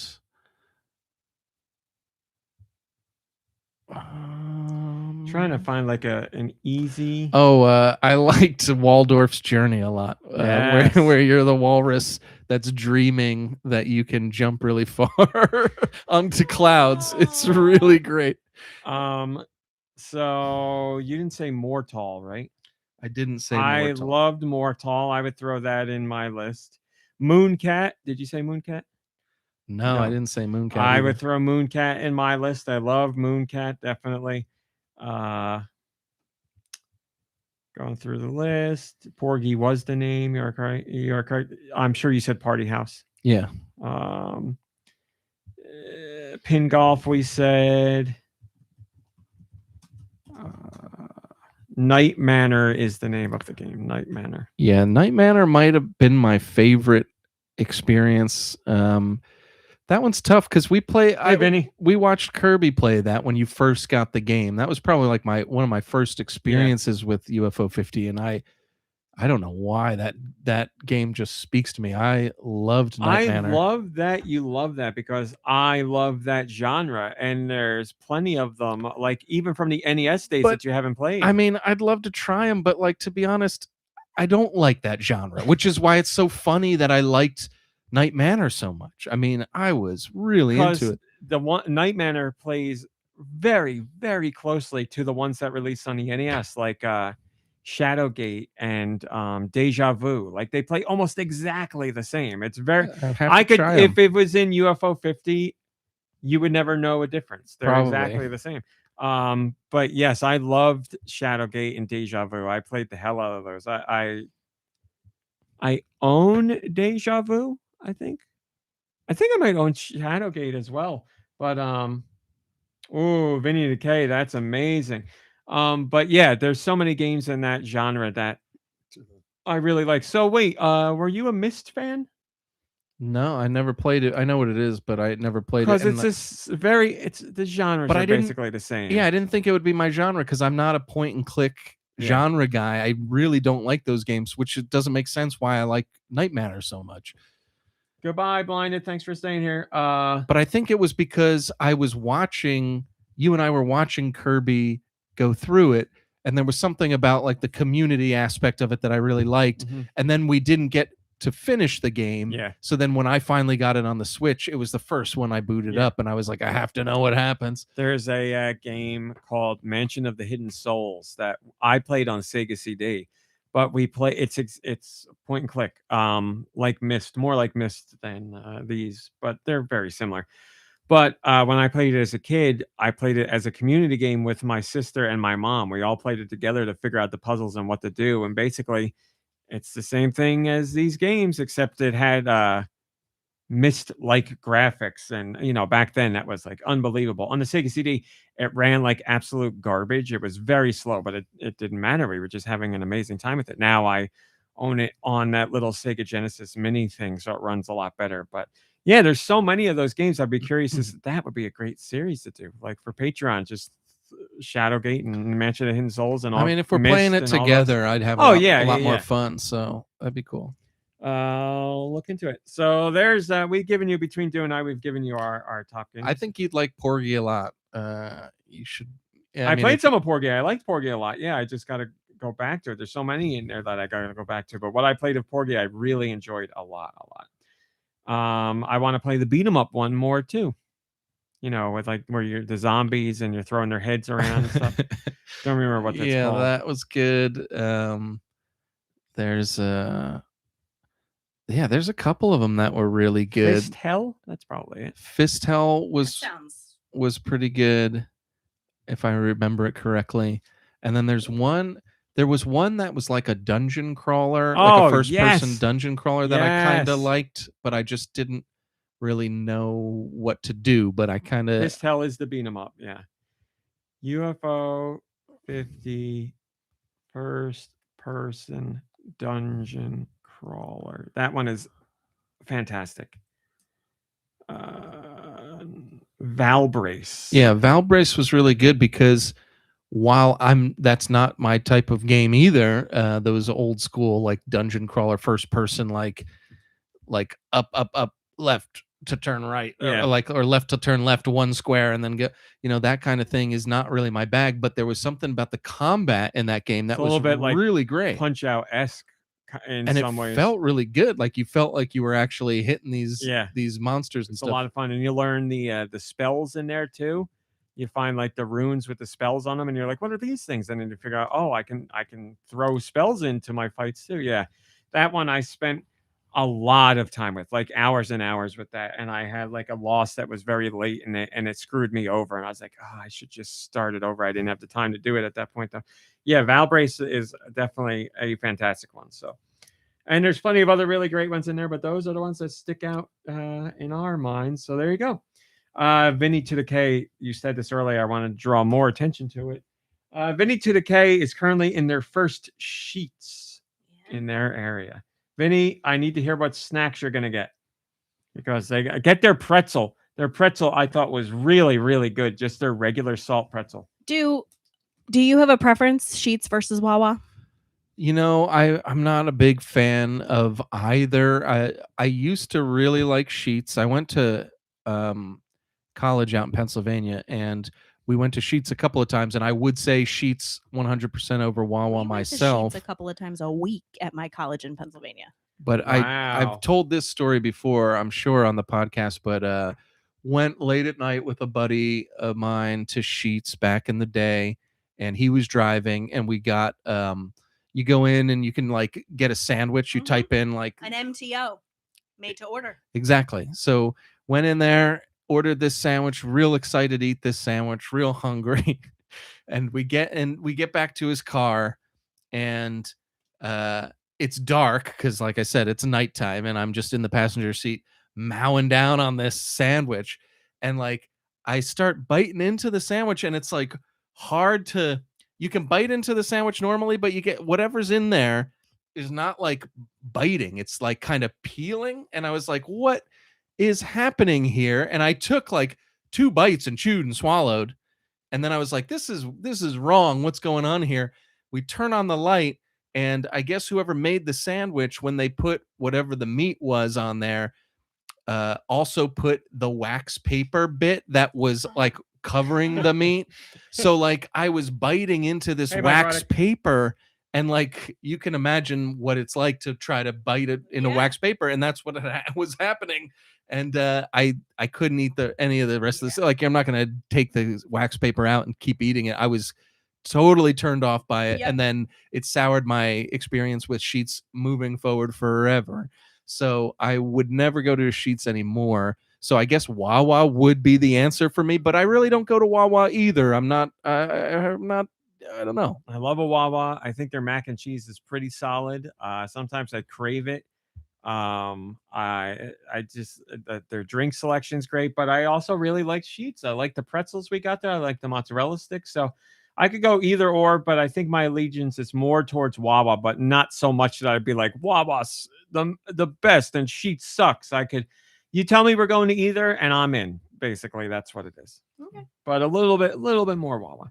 Okay. All right, let's do music. Send your music to goninpod@gmail.com. Where? Go ninpod@gmail.com. Maybe I will. Put music in the title. Help out your local mom Help. brain. Okay. She's got music. We want to hear it. I got music. You want to hear it? You want to hear it? Oh. Alrighty. PC says Sheets is a one-night stand. It satisfies a need. Wawa is a long-term relationship full of love and life. I don't think that's fair to Sheets. I don't think that's fair. Here's one from Mikey3319. Oh, I gotta get out of here.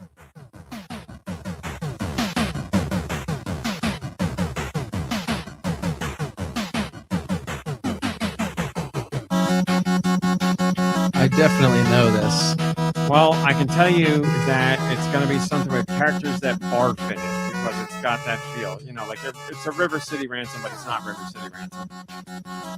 Characters that look like that. Renegade? No. Take my life on it being a River City. Super relationship. Dodgeball? Yeah. There we go. It is Super Dodgeball on It's a good tune. the Nintendo Entertainment System. Ba-da-ba-ba-ba-ba-ba-ba-da-ba-ba. Okie dokie. The next song we have for the podcast comes from NicoDarunia. Oops. Dead air. This sounds familiar too. This is a portable. Yeah. This is a GBA? Yes. GS? Yes.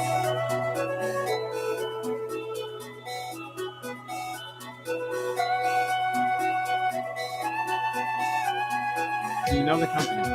Hell yeah. It's first party. I was going to guess it's a first party, but what is this?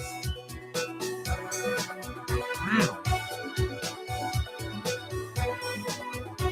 Sounds This is really a familiar. banger.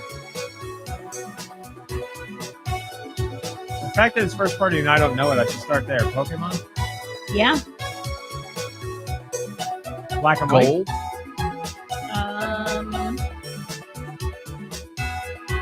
It's neither of those. Heart gold. So it's some No. spin-off. And I guess I don't know it. That's crazy. It sounds Spin-offs very on the familiar. DS. Mystery Dungeon. You got it. Man, that's a great song. Holy That was a crap. cool song. Yeah, really good. I don't know why it sounded so familiar to me. Wow. Wonder party. why it sounded so familiar to you, too. Yeah, right? I don't know why. I don't know why. Uh, Evidence keeps piling up. This one's from Geku Kitsune. Man, that was good. It's Monster Hunter. Yep. I just don't know what one. Monster Hunter Try. Monster Hunter Rise. Monster Hunter Stories. I mean, Monster Hunter. well, it's Monster Hunter 3. I don't know if that's the same as Try. Sure. Yes. Monster Hunter 3 Ultimate. On the 3DS and the Wii U. Is this when Oh, they- yeah. Is this like the ceremony to elect the Monster Hunter president? It's like That's the Monster Hunter theme. It's the Monster Hunter Olympics. Great job. This next song is a banger from Wired.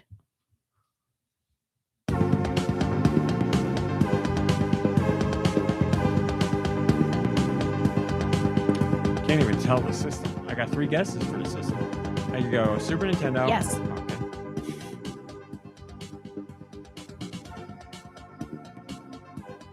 It is not ringing a bell at all. I'm going to say it's not first party. I don't think so. I don't even have anything to guess. Couldn't even tell you company. Clearly, we're not getting more than this loop. So Clearly, how we're about not a getting sports there. game or a racing game? I'm not sure. Okay. Yeah, I don't know. Or a what it space is. game. Or select your ship. What are you picking a ship to this? This is game? I think a weapon select. On or a ship. Gradius. No. Phalanx. No. Go ahead. I don't know. Strike Gunner I don't even know what that is, but it STG. sounds like a shmup to me. on the Super Nintendo. Strike Gunner. huh? STG.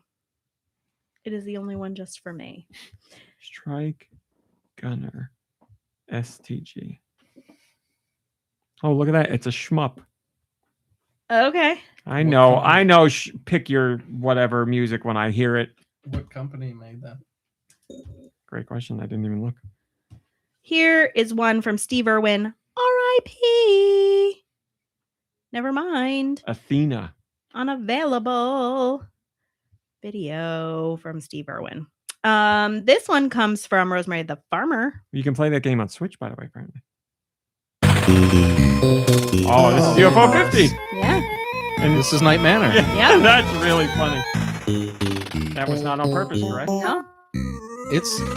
It was a freaky game. I mean, I wouldn't say it was scary or anything, but it was freaky. That It was kind good. of feeling is what you get Really from good. Shadowgate and Deja Vu. It's alive in those games as well. Like, if anything, I'd be curious to see how much it holds up now, but I remember very much as a kid being very nervous about that stuff. Well, that was from Rosemary the Farmer. This one. Whoa. I want to hear There's a that lot here. Mooncat song to make me cry. This one comes from Travis Z. Z. Animal Crossing. Yeah. Just a regular Animal Crossing. Yeah.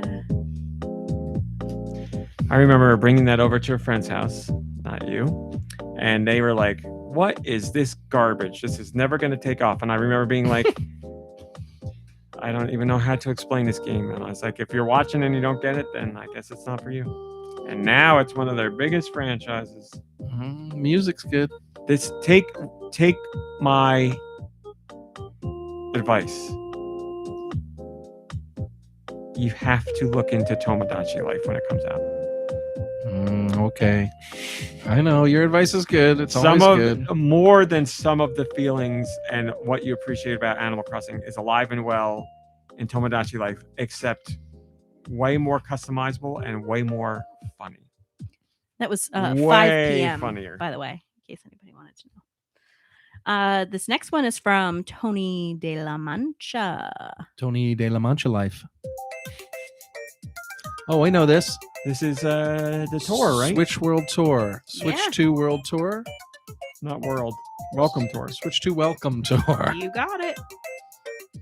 Taking a test. Man, they're good. They're good with their little tunes that they have. That's true. They I are don't know good. how they do that stuff over and over again, but they do it. They do it. Oh, jeez. What? Well, I thought The one museum you like, Switch Welcome Tour. There you go. Because I can visit it without leaving my house. This one is from Tater Tot. T-Tot.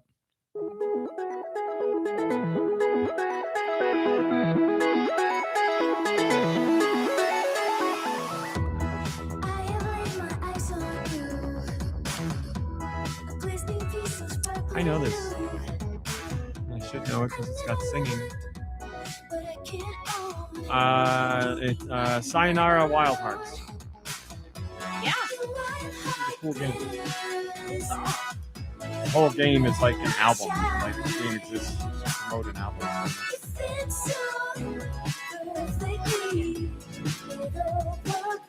It's made by the people who made Lorelei. Laser Eye. Okie dokie. Okidogi Panic. Oh. Okidogi Literature Club. There you go. This one's from Streaks. It's coming. This one's easy. Go right ahead. This is Zelda 2: The Adventure of Link. Correct. Some sort of boss fight. Streaks also says, when this song is played on the GoNintendo podcast, I hope the Epstein files have finally been released. Hey, partially. We're doing it.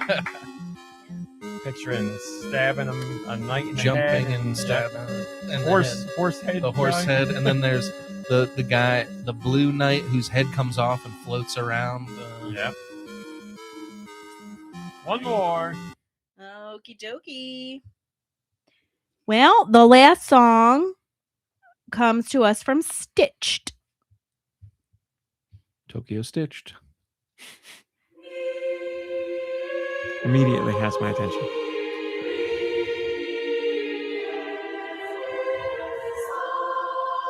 Give me some more.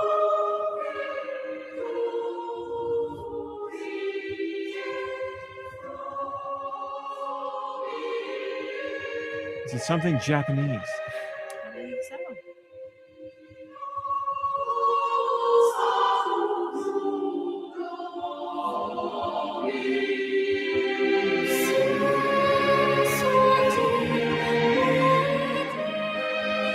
What system?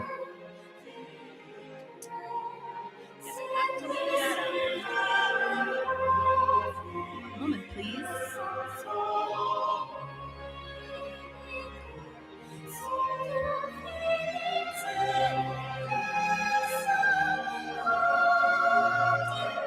This is one of those songs where I really like it, but I want to like it more. Published by Square Enix. Oh, jeez. What system? Switch.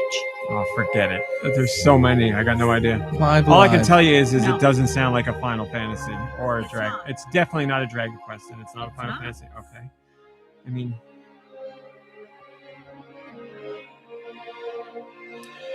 what one came out right at the beginning of the Switch's lifespan? Published it for somebody else. I can't remember. I'm not gonna remember. I'm out. Harvestella. Oh, I wanted to play that. I heard Music good things is about very that. pretty. I heard very good things. My mom played a demo. I remember that. Arvestella. 8 out of 10. 6 out of 9. Not bad. Not bad. And Well done, as folks. we know, music ends the show, so we're That's done right. here. There's nothing else to do. Do we know that? Yeah, for sure. Well, I know something else, and it's called Deux Views. It's never news. Rumor of the week with Deux Michaels. So, I thought it was starting. ladies and gentlemen, as you know, I have a litany of spiders and flies who creep and crawl and fly all over video game realm, and they come back with rumors that you're not going to hear anywhere else. So it's all very exciting. It's everyone's favorite part of the show. And there is a note here. It says that although every week we do feature a rumor, we're going to be doing something new this week on Rumor of the Week. This is actually a true story. So Wow. what I have to tell you Unbelievable. is definitely true. And Amazing. don't ask any follow-up questions afterwards. Okay, fair enough. So we talked a little bit earlier about speculation for this Super Mario Galaxy movie and what we were going to be seeing in it. Turns out that it was leaked that Wart will be in the movie, and in fact, Wart is involved in the casino area that you saw in the trailer. So much so that he's running, it says here, a DraftKings website where people can bet on Mario Kart races. So Wow. That's great. yeah, so Wart is back, and he's a villain for a whole different reason now, Man, ladies that's and great. gentlemen. I could definitely see Wart being a DraftKings casino head honcho. That makes perfect sense to me. You know, I don't like what he's doing, but I am happy that he's still around. So I'll take it. Thank you very much, Stu, for that very true bit of information. Don't thank I me. didn't want to say Thank story. the spiders and flies. And on that note, for real, now we're out of here. Thanks for watching. Thanks for listening. We'll see you next week. Goodbye, everybody. Goodbye. Goodbye, everybody. Goodbye.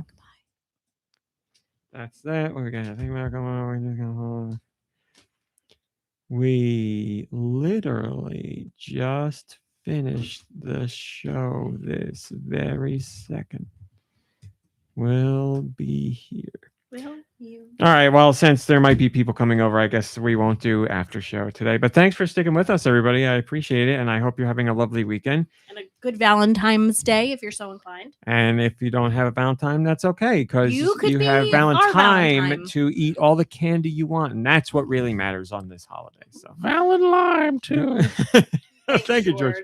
Thanks for watching. Thanks for listening. Play some games. Rest, relax, hang out with friends and family. You deserve it. And we'll see you next week. Goodbye, everybody. Goodbye. Okay.